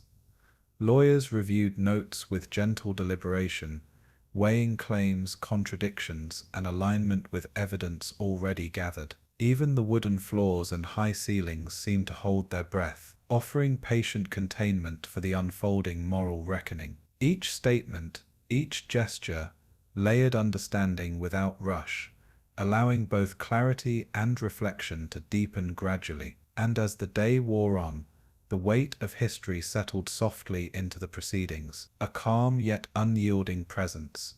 Memory and law coexisted in careful rhythm, both shaping and being shaped by human observation. Evidence from the frozen Ardennes fields returned again in narrative, photographs and notes blending with spoken recollection. The quiet hum of pens on paper, of footsteps across polished floors, became part of a subtle, persistent rhythm. Judges and clerks moved deliberately, checking alignment of fact and testimony, their motions slow but precise. Outside, the cold pressed against windows and walls, reminding all inside of the enduring reality of what had occurred. Witnesses spoke softly, pausing frequently, letting thought and emotion settle naturally into the cadence of speech. Observers absorbed the unfolding moral weight, attentive yet calm, as if every subtle gesture carried resonance beyond the room. The archival records expanded gradually, layer by layer, fact by fact, each integrated with careful attention and reflection. Even the distant streets seemed quiet, offering patient space for the gravity of history to unfold, and in that stillness, Malmedy became not just a site of tragedy, but a measure of accountability, slowly shaping understanding with deliberate care. Every movement, every note, every recollection carried soft yet persistent weight. Lawyers presented argument and evidence with measured calm, balancing technical language with reverent reflection on human experience. Each statement was deliberate, each question poised, threading reason, morality, and history into quiet continuity. Snow drifted across the distant cityscape, softening light and sound, creating a slow, reflective rhythm that complemented the work inside. Observers and participants moved with subtle synchronization, gestures restrained, voices tempered, eyes attentive to both spoken and unspoken signals. Even the air within the chambers seemed laden with patient expectation, carrying the faint scent of ink, paper, and winter cold. Testimony traced paths across frozen fields and quiet villages, connecting distant memory with immediate moral inquiry. Notes and records formed a soft lattice of understanding, each point aligned carefully to others in gentle progression. And as evening approached, the room's quiet intensity deepened, layering fact, memory, and ethical reflection into an unhurried pattern. The shadow of Malmedy pressed lightly yet persistently, a reminder of human consequence carried forward by deliberate observation. History and conscience flowed together with calm insistence.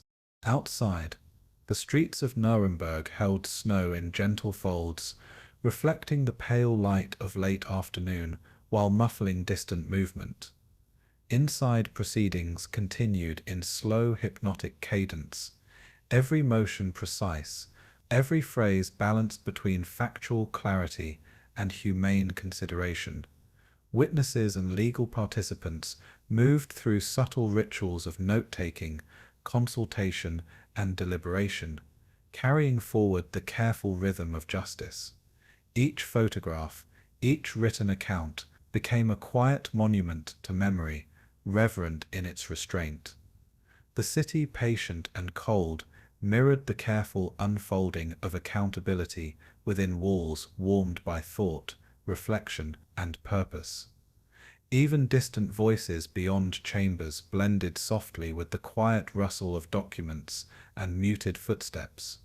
Observers absorbed the layering of evidence, testimony, and argument with gentle attention, allowing insight to accumulate without urgency. And in that steady rhythm, the shadow of Malmedy extended beyond memory into measured legal reckoning, held with calm persistence. The unfolding of justice moved slowly, carefully, and deliberately. Moral weight settled into the quiet spaces between words, gestures, and observation, a soft but inescapable presence threading through every interaction. Even brief pauses in testimony carried resonance, drawing attention to the interplay of human action, remembrance, and consequence. The faint hum of ventilation, subtle creaks of furniture, and muted murmurs became a gentle accompaniment to reflective attention. Witnesses spoke slowly, pausing for breath, for thought, and for the weight of what memory carried forward. Lawyers adjusted notes, compared evidence, and reflected in quiet intervals, moving with patience and intention. Outside, the winter light waned gradually, casting softened shadows across frozen streets and rooftops, echoing the quiet gravity inside. Every observation, statement, and note formed a layered rhythm, combining history with moral inquiry in gentle, steady flow. And as night approached, the tribunal's work continued, each movement and decision threaded with deliberate care. The shadow of Malmedy, pressed lightly but firmly, carried forward in the rhythm of justice. Memory, law, and reflection converged softly, shaping understanding without haste. Judges deliberated in quiet chambers, their voices low, each word chosen for precision and tempered consideration. Evidence, testimony, and recollection were reviewed again, aligned gently into narratives that balanced factual record with human experience. Snow drifted softly beyond walls, muffling distant life, reinforcing the slow, reflective pace of decision-making within. Every glance, gesture, and note was deliberate, slow and considered, creating a hypnotic rhythm of thought and observation. Witnesses waited patiently, their own recollections shaped by quiet reflection and gentle guidance from those recording history.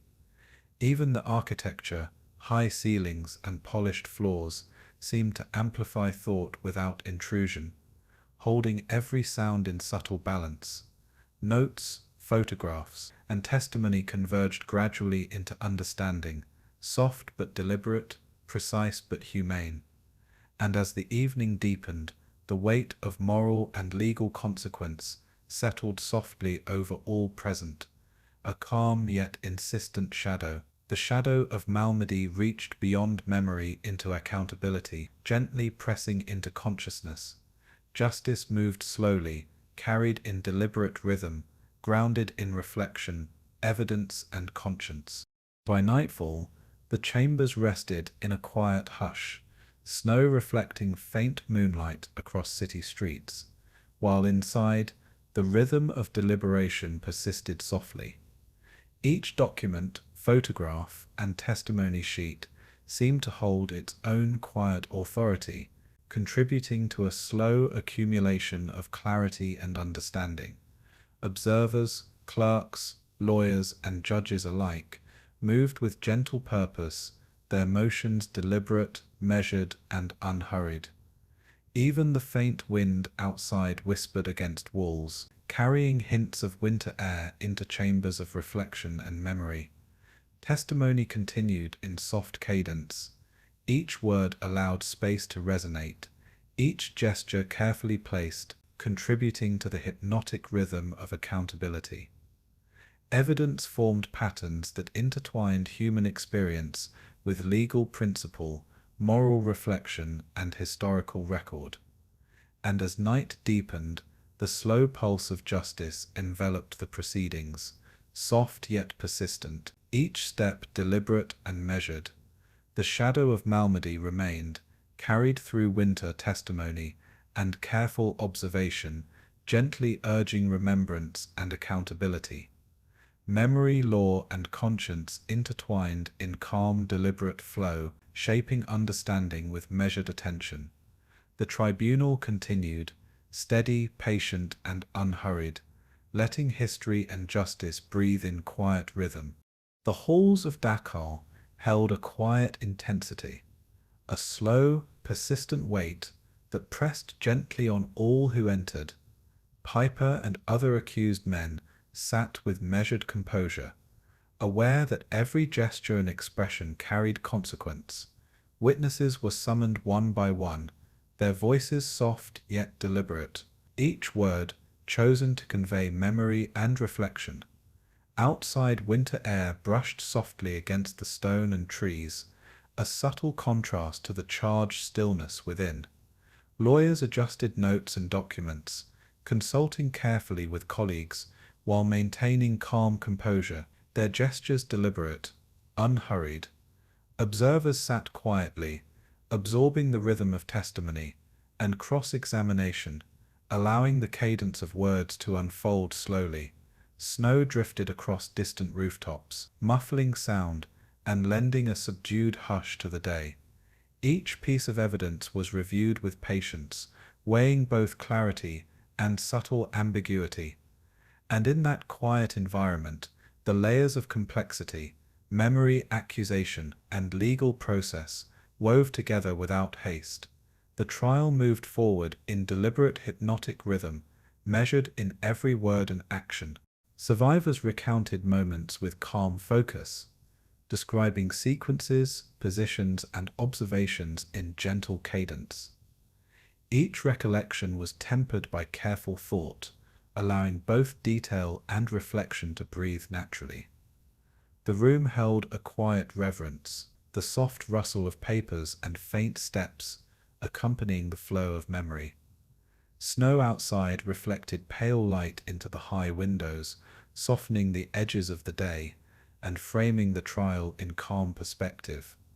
Lawyers consulted quietly, noting alignment between testimony and documented evidence, each motion slow, precise, and deliberate. Witnesses paused to collect thought, letting the weight of memory settle before continuing, their voices steady yet resonant. Observers absorbed the unfolding complexity, attentive to nuance, cadence, and subtle shifts in tone or implication. Every document, photograph, and statement was integrated with deliberate care, forming a measured mosaic of fact and human presence. And as the day wore on, the trial revealed both clarity and ambiguity, the interplay of recollection, accusation, and reflection unfolding softly. Memory, testimony, and law intertwined gently, forming the steady pulse of justice. The accused listened quietly, some adjusting posture, others folding hands, all maintaining a measured rhythm of presence. Questions were posed slowly, each word deliberate, each pause allowing thought to resonate fully.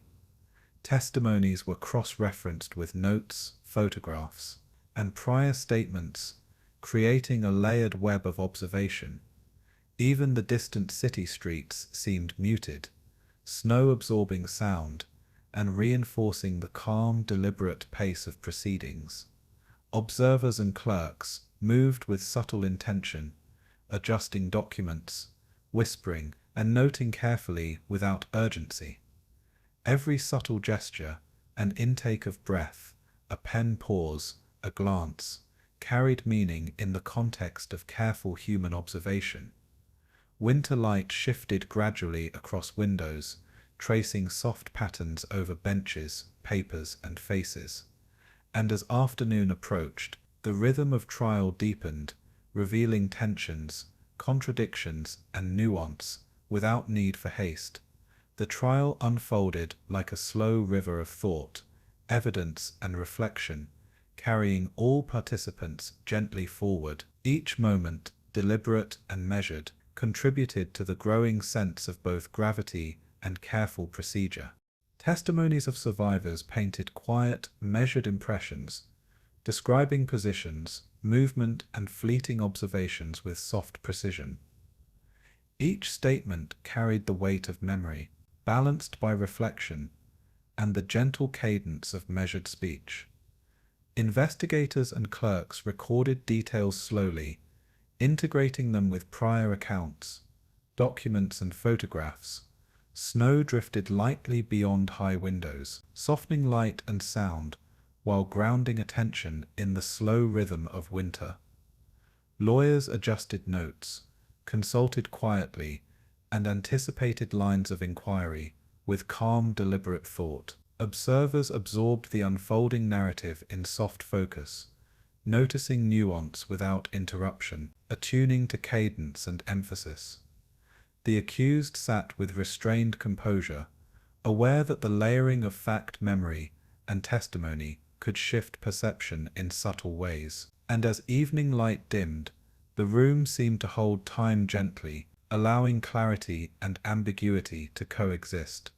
Memory and justice interwove in quiet patterns, each observation adding depth to understanding.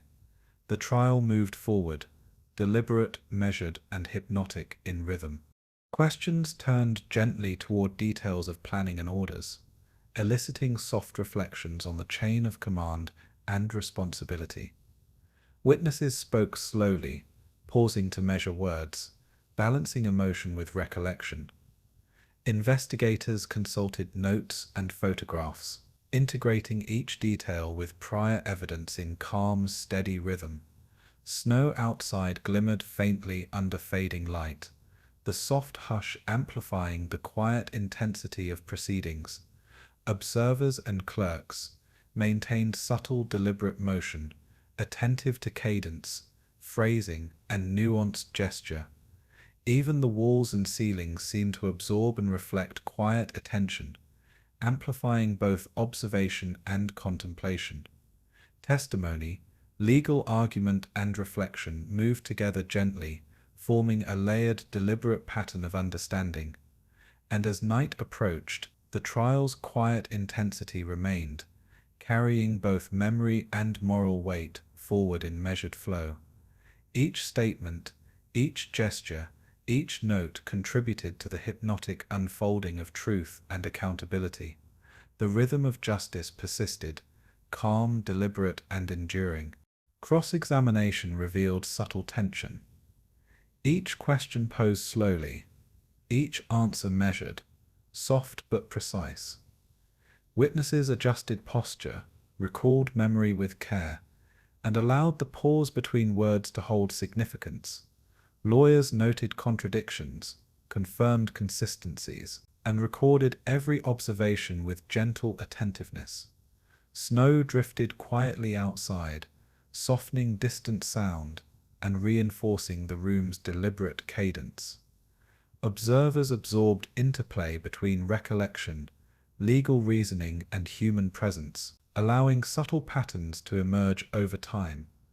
Even the faint hum of heating and ventilation contributed to a steady, meditative rhythm within the trial. Each gesture, nodding, taking notes, a quiet glance, wove into the fabric of observation, contributing to understanding without haste. And as the evening deepened, layers of fact, memory, and moral reflection intertwined with hypnotic persistence. The trial revealed complexity in a measured, deliberate flow, carrying all forward gently. Memory, law, and human presence harmonized quietly in the unfolding rhythm of justice.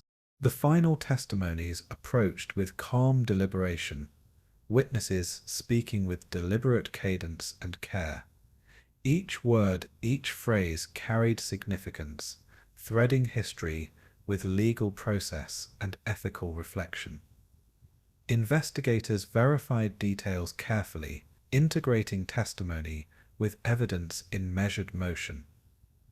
Snow outside reflected faint moonlight, softening shadows while carrying the quiet pulse of night.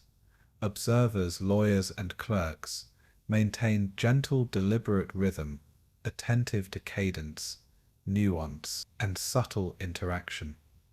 Even pauses held meaning, allowing memory and reflection to resonate fully before moving forward. Every photograph, document, and statement was integrated thoughtfully, forming a cohesive, layered understanding. And as the day concluded, the room seemed to hold both weight and calm, the hypnotic pulse of trial carrying all toward clarity. Accountability and memory merged softly, shaping understanding in patient, deliberate flow. The Malmedy trial, complex and human, moved forward quietly, resolute and enduring. Night wrapped Dachau in soft shadow, the winter air pressing lightly against walls, while the trial room rested in calm intensity. Notes were reviewed, testimony revisited, and subtle patterns observed with deliberate care. Witnesses, clerks, and legal teams exhaled softly, carrying forward both memory and procedural rhythm. Snow drifted gently beyond high windows, the hush reinforcing reflection and observation within. Each gesture, glance, and phrase contributed to the hypnotic cadence of justice. Slow and deliberate, observers absorbed layered testimony with quiet focus, allowing understanding to accumulate in measured progression. The accused remained poised, absorbing the weight of memory, law, and consequence with quiet attention. And as the night deepened, the trial's rhythm continued, deliberate, calm, and persistent, carrying Malmedy into collective memory and judicial reckoning. Memory, testimony, and accountability intertwined softly, forming a slow, enduring cadence.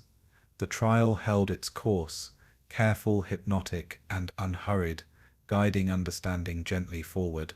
The gavel fell with a quiet weight, reverberating slowly through the hushed courtroom. Death sentences were read aloud, each word deliberate, measured, carrying the full gravity of consequence. The accused remained still, absorbing the rhythm of the moment, the slow layering of judgment and moral reflection. Outside, winter air pressed gently against stone walls, carrying distant echoes of life into the solemn chamber. Lawyers consulted softly, their gestures restrained, careful, deliberate, noting each nuance, each subtle shift in attention. Observers exhaled gently, carrying forward memory, reflection, and quiet contemplation. Snow drifted lightly across distant rooftops, muffling sound and emphasizing the steady, hypnotic pace of history unfolding. And in that slow, measured rhythm, the weight of verdicts settled softly, a calm and reflective presence. Justice felt both decisive and fragile, delicate yet enduring, pressing lightly into the consciousness of all present. Memory and law intertwined in subtle cadence, carrying understanding forward gently. The accused absorbed the sentences with measured stillness, their expressions a soft reflection of complexity. Witnesses and survivors remained nearby, voices lowered in careful cadence, attentive to both fact and consequence. Outside, the pale winter light shifted slowly, casting gentle patterns through tall windows, softening edges of the chamber. Notes, documents, and testimony formed a quiet lattice of accumulated understanding, each element held in careful equilibrium. Lawyers spoke quietly among themselves, consulting documents, gestures slow and deliberate, reinforcing the hypnotic rhythm of consideration. Even the distant streets of Nuremberg seemed patient, snow-muffling movement, creating a backdrop of calm reflection. Each soft exhalation, pause and gesture contributed to the unfolding awareness of consequence and compromise. And as hours passed, the sentences seemed both heavy and delicate, tempered by broader political currents beyond the chamber walls. Memory, judgment, and circumstance moved together in quiet, deliberate cadence, shaping perception of justice. The shadow of history settled softly, weaving both clarity and ambiguity into the room's atmosphere. In the weeks that followed, commutations were quietly announced, a soft adjustment to the rigidity of initial judgment. Political pressures and the emerging Cold War cast subtle currents over decisions, bending outcomes without overt force. Lawyers and judges navigated these currents with careful attention, their actions deliberate and unhurried, reflecting both law and circumstance. Observers of the tribunal continued to reflect, tracing threads of memory, testimony, and consequence in gentle rhythm. Snow drifted beyond windows, softening light and lending calm to the contemplation of shifting verdicts. The accused received notice with quiet acknowledgement, absorbing the change with measured composure. Testimonies and documents persisted as anchors, subtle reminders of events and human presence amid political adjustment. And in that slow, reflective cadence, the question of justice lingered softly, hovering like winter light across still landscapes. Memory and law intertwined with circumstance, shaping understanding in patient, deliberate motion. The past and present conversed quietly, the shadow of Malmedy extending gently across time. Discussion of fairness and compromise arose softly in hushed circles, voices calm, reflective, deliberate. Some wondered whether justice had been served fully, while others considered the necessity of broader political reconciliation. Notes, correspondence, and observations accumulated, forming a layered understanding of intent, action, and outcome. Outside snow-blanketed streets, muffling distant sound, reinforcing the quiet, measured pace of reflection, lawyers and clerks moved slowly, reviewing documents and correspondence, gestures subtle, deliberate, and unhurried. Even the fading winter light seemed attuned to this rhythm, softening contrasts, while emphasizing texture and nuance. Observers absorbed the careful balance between moral clarity and political reality, weighing each moment with gentle attention. And as days passed, the sentences, commutations, and reflections intertwined, forming a quiet rhythm of ambiguity and understanding. Memory and consequence flowed together, slow and deliberate, shaping comprehension softly. The verdicts, both firm and flexible, rested in measured harmony with human awareness. Letters, diaries, and newspapers carried news of verdicts to distant towns and cities, the soft weight of information spreading gradually. Communities reflected quietly, balancing horror, sorrow, and contemplation, their understanding unfolding slowly. Soldiers and civilians alike absorbed reports, whispers of commutation and political compromise, drifting gently through conversation. Snow-blanketed roads and fields muffling life, while emphasizing rhythm, reflection, and patience. Each piece of news, each recounting, added subtle layers to understanding, carried with soft attention. Observers of history, both present and distant, noted the gentle tension between legal verdict and moral perception. And in that slow, deliberate rhythm, the shadow of Malmedy extended beyond trial chambers, threading memory, politics, and human reflection into quiet continuity. Memory, circumstance, and law intertwined with careful patience, each shaping perception in subtle measure. The story of judgment and compromise moved forward softly, carried on the breath of thought and reflection. Understanding, like snow, settled gently, layering depth upon depth of quiet reflection. Reflections on consequence persisted in whispered conversations, letters, and personal notes, all carried in slow, deliberate cadence. Some considered the lessons of restraint and mercy, others the fragility of law under political currents. Observers recorded impressions carefully, preserving subtlety and nuance in patient attention. Outside, winter shadows lengthened, snow settling across rooftops and streets in soft folds. Each gesture, glance, and word within the chamber of reflection contributed to understanding, forming a quiet rhythm of deliberate thought. Even the faint wind through distant trees seemed to echo the slow, measured unfolding of perception and consequence. And as months passed, the gentle balance of justice and compromise became a persistent thread in memory, soft yet enduring. Memory and law, history and politics, coalesced in slow, hypnotic rhythm, shaping understanding with quiet persistence. The shadow of Malmedy stretched outward, subtle, reflective, and enduring. The balance of consequence and compromise moved gently forward, shaping quiet contemplation.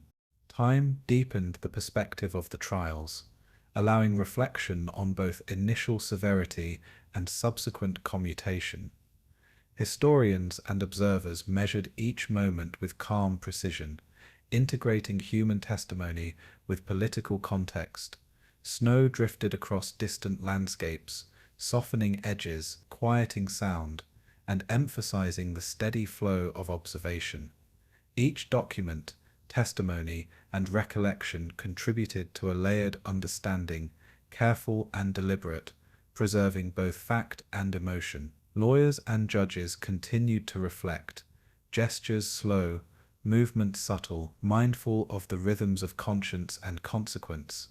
Observers traced threads of memory and law with gentle attention, noting interplay of human judgment, circumstance, and moral weight. And in that slow, hypnotic unfolding, questions of justice and compromise lingered softly, unresolved, yet understood.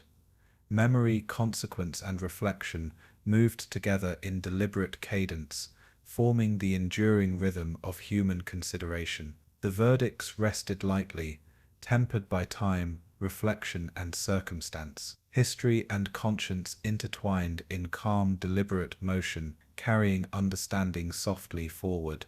Evening brought a quiet hush over Nuremberg, streets softened by snow, the trial chambers empty yet resonant with memory.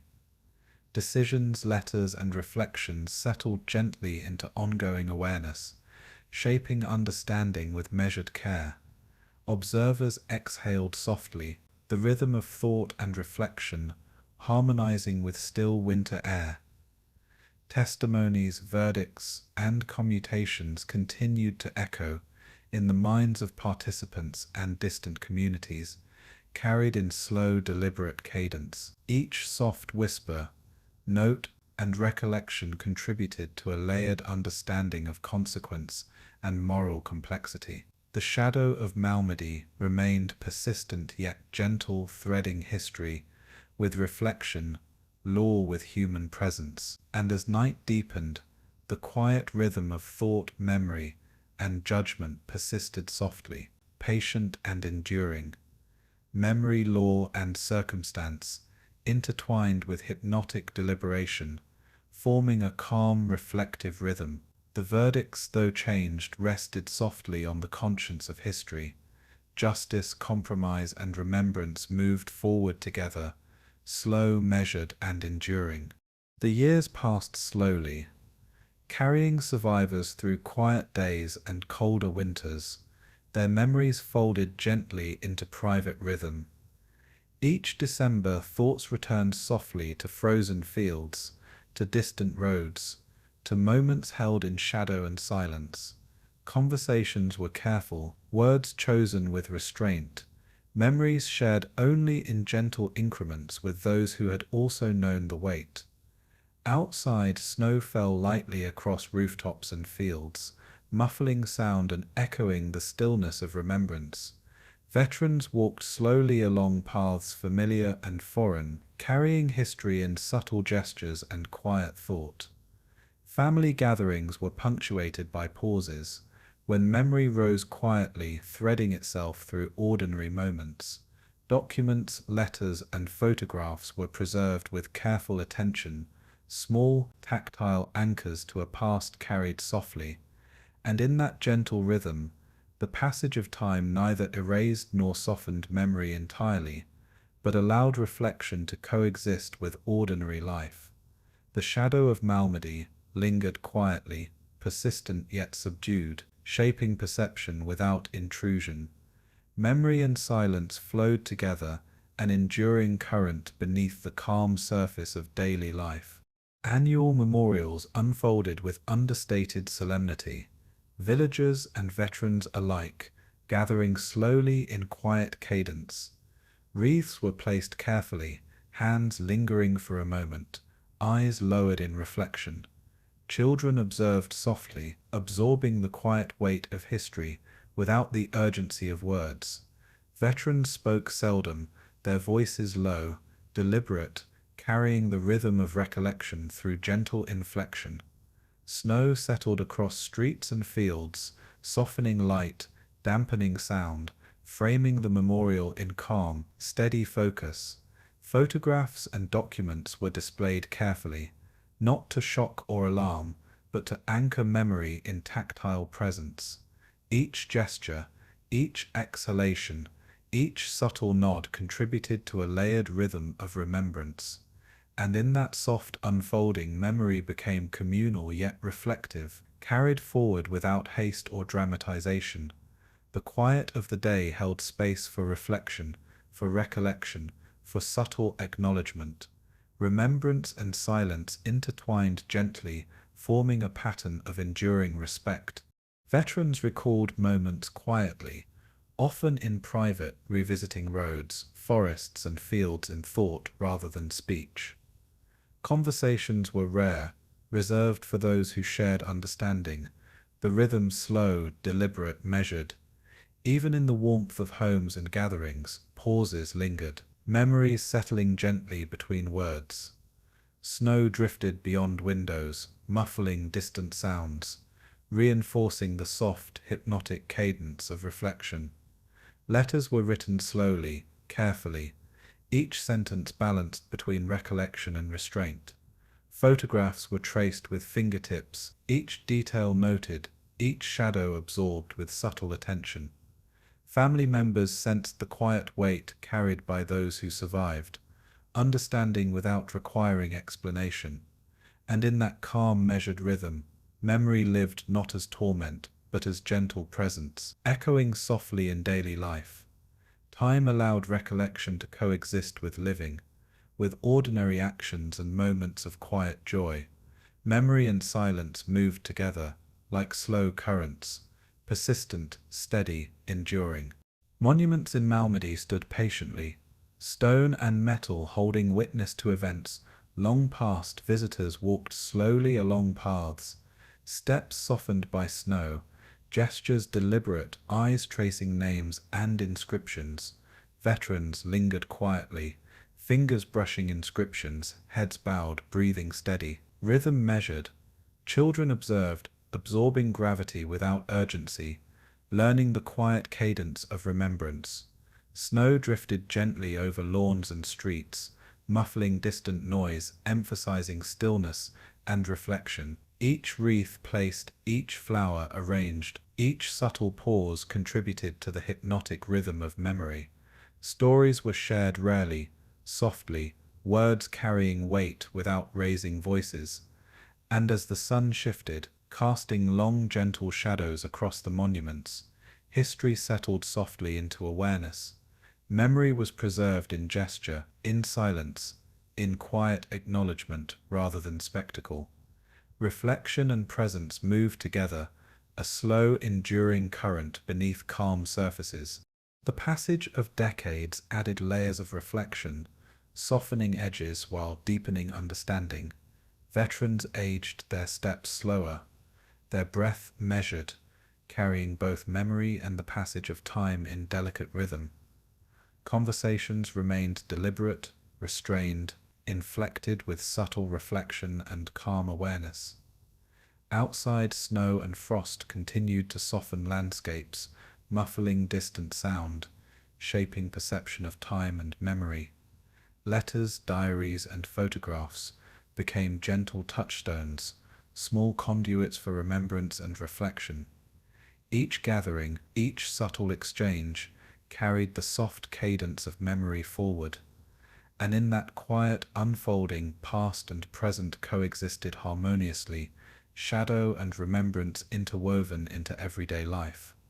Memory, though persistent, became a companion rather than an intruder. Silence and reflection moved hand in hand, forming the steady pulse of enduring recollection. The echoes of Malmedy settled softly into decades of quiet consciousness. In conversations with family, veterans sometimes spoke in measured tones, phrases chosen for clarity and calm, emotion tempered by time. Even as words described roads, buildings, and frozen fields, their rhythm was deliberate, hypnotic, unhurried. Children listened attentively, absorbing the cadence of recollection as much as the content of stories. Snow outside muffled distant sound, reinforcing the quiet reflection inside. Letters passed between comrades carried similar weight, each word deliberate, each pause meaningful, a slow current of shared memory. Photographs were revisited gently, details observed and absorbed without urgency or alarm. And in that measured unfolding, memory was honored without intrusion, reflection allowed without disruption. Silence became a companion, a subtle rhythm interwoven with thought and presence.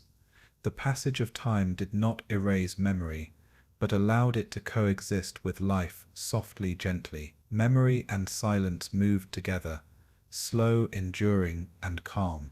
Annual observances remained understated yet persistent, rhythm of snow, wreaths, and gentle pauses marking time. Villagers, descendants, and veterans alike moved in quiet cadence, each step and gesture deliberate and measured. Even children absorbed memory with calm attention, observing gestures, slight nods, soft intakes of breath. Photographs, documents, and inscriptions were noted in gentle rhythm, reinforcing awareness of history without spectacle. Snow drifted lightly, muffling sound and emphasizing stillness, guiding reflection in quiet, hypnotic flow. Conversations were brief, reflective, infused with soft cadence, preserving both respect and memory. And in that slow rhythm, memory extended beyond individuals to community, woven into landscape, time, and ongoing life. Silence carried understanding, observation, and subtle acknowledgement, persistent without intrusion. Memory and presence intertwined gently, forming a slow, enduring current beneath everyday life. The legacy of Malmedy moved softly forward, carried in quiet reflection. As winter deepened, the quiet rhythms of reflection persisted, snow softening sound, light and perception alike. Veterans moved through towns, steps deliberate, gestures, careful, breath measured, memory accompanying every action.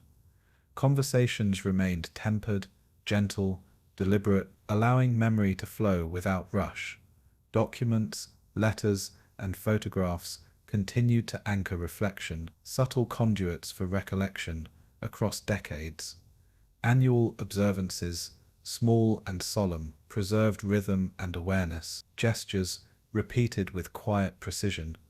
Children and descendants absorbed subtle cues, learning the hypnotic cadence of remembrance and reflection. And as time moved on, memory and silence intertwined with gentle persistence, neither erased nor intrusively dominant. Reflection, acknowledgement, and calm observation formed a slow, enduring rhythm beneath ordinary life. The shadow of Malmedy persisted softly, a companion in thought, a gentle echo in memory. Silence, memory, and quiet reflection moved together, carrying history gently forward, ready to transition into the final chapter of contemplation.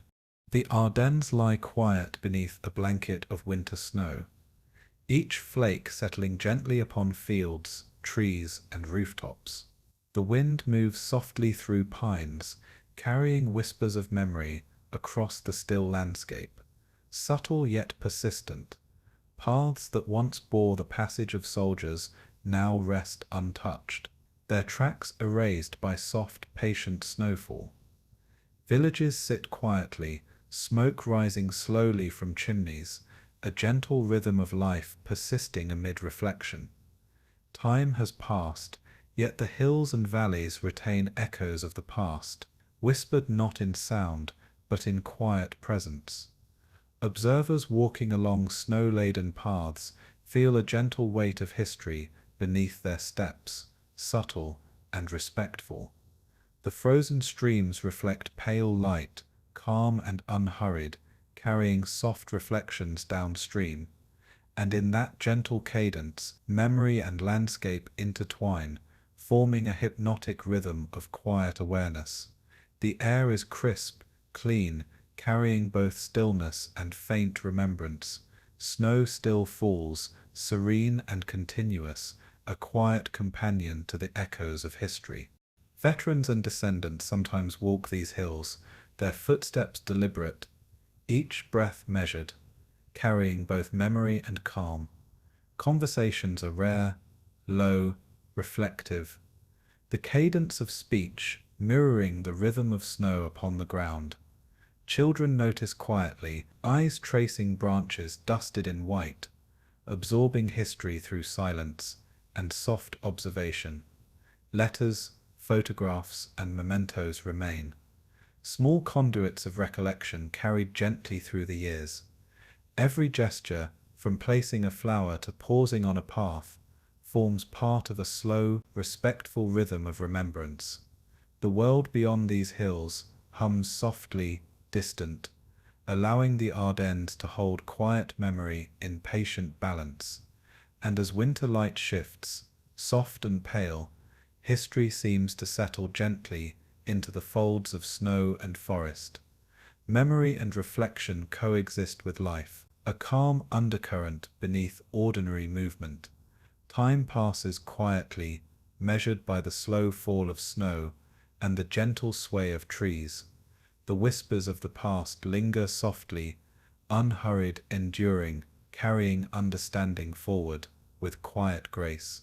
Monuments and small memorials stand patiently, stone and metal catching frost, each marking a point of memory without intrusion. Visitors move with quiet awareness, gestures slow, eyes lowered, breath steady, attuned to both place and history. Snow drifts across walkways, softening edges, dampening distant sound, emphasizing the calm rhythm of reflection. Veterans linger briefly, hands brushing lightly over inscriptions, absorbing the weight of remembrance in deliberate, unhurried cadence. Families follow, children learning the quiet presence of memory through subtle observation rather than words. Notes, photographs, and letters are handled with care, each one a delicate thread connecting past to present, and in that slow, measured rhythm, the land seems to hold stories gently, neither speaking aloud nor fading entirely. Memory, silence, and attention move together, forming a steady, hypnotic current beneath life's ordinary motion. Even the light carries a soft resonance, pale and gentle, touching hills, paths, and monuments alike. Snow still falls, uninterrupted, serene, a companion to the quiet pulse of enduring remembrance. Fields stretch quietly, white and undisturbed, carrying the gentle weight of seasons and time. Wind brushes softly across frozen grass, bending stalks beneath its careful touch, a rhythm both delicate and persistent. Trails that once bore the sound of marching and movement now lie empty. silent but aware of history beneath snow. Trees stand motionless yet alive, each branch holding frost and memory, subtle, patient, and enduring. Observers walk slowly, steps deliberate, aware of the quiet tension between life and remembrance. Letters, diaries, and photographs occasionally circulate, small conduits of reflection carried in gentle cadence, and as light shifts, reflecting off snow and stone, history seems to breathe softly, a measured presence in the still air. Memory and silence intertwine here, forming a hypnotic rhythm of subtle understanding. The landscape carries both story and calm, a slow, enduring witness to events long past. Snow still falls, soft and unbroken, shaping thought and memory, with gentle persistence. The wind stirs lightly through distant valleys, carrying faint echoes of winter, history, and human passage. Paths once traversed in haste now receive footsteps of quiet reflection, deliberate and measured, honoring what came before. Trees cast soft shadows across snow, shifting slowly with the movement of daylight, a subtle, hypnotic rhythm of time. Veterans and descendants pause gently along routes, noting inscriptions, traces, or subtle changes in terrain. Even the faintest footprints are preserved and observed, marking presence without disturbance. Letters, photographs, and quiet conversations thread the past through the present, soft and unhurried. And in that calm, steady rhythm, memory and landscape merge seamlessly, whispering in quiet cadence without urgency. Reflection and awareness move gently forward, carried in deliberate observation and patient breath. Each element of the Ardennes, the hills, the snow, the monuments, holds space for remembrance, slow, subtle, and enduring. Snow still falls, serene, a gentle echo of history, carrying quiet understanding across the land. Over distant rooftops, chimneys release soft wisps of smoke into the still air, a gentle rhythm of life persisting alongside reflection. Villagers move quietly, gestures calm, steps measured, observing the subtle presence of memory in daily life. Children notice branches laden with frost, the quiet hush of snow, learning reflection without instruction, absorbing history in cadence and silence. Veterans occasionally pause to breathe, hands brushing lightly over frost-covered stone, present steady, rhythmic, contemplative. Letters and photographs remain small conduits of connection, bridging distance and time with delicate, unhurried rhythm. And in this serene unfolding, history and living intertwine, past and present coexisting without conflict. A slow, hypnotic pulse of awareness. Snow drifts gently across paths and fields, softening edges and muffling distant sound, emphasizing the calm reflection carried by those who pause. Memory and silence persist together, subtle and deliberate, a quiet undercurrent beneath daily motion. Time carries understanding gently, patient and unobtrusive. Snow still falls, soft and continuous, a companion to memory, reflection, and enduring quiet. As winter light fades, pale and soft, the landscape seems to exhale, holding both stillness and history in delicate balance. Observers walk slowly, each step deliberate, conscious of the rhythm of snow and air, attentive to memory and presence. Trees sway lightly, branches bending beneath frost, a gentle cadence that mirrors the pulse of reflection across the valleys. Monuments glint faintly in the waning light, stone and metal, absorbing both sun and shadow, patient witnesses to quiet remembrance. Letters, diaries, and photographs carry subtle weight, threads of past woven gently into present perception, and in that slow, deliberate rhythm, memory rests softly alongside life, neither pressing nor receding, simply present. Snow continues to fall, each flake settling gently, layering the land with calm persistence. Reflection moves hand in hand with silence, shaping understanding in measured hypnotic flow. Veterans, descendants, and observers alike feel the slow heartbeat of history beneath soft steps. The Ardennes hold their quiet, the snow still falling, carrying whispers of past and present together. In the final light of day, the hills and valleys settle into a serene hush, shadows stretching over snow-laden fields. The rhythm of nature and memory flows together, steady, deliberate, and unhurried.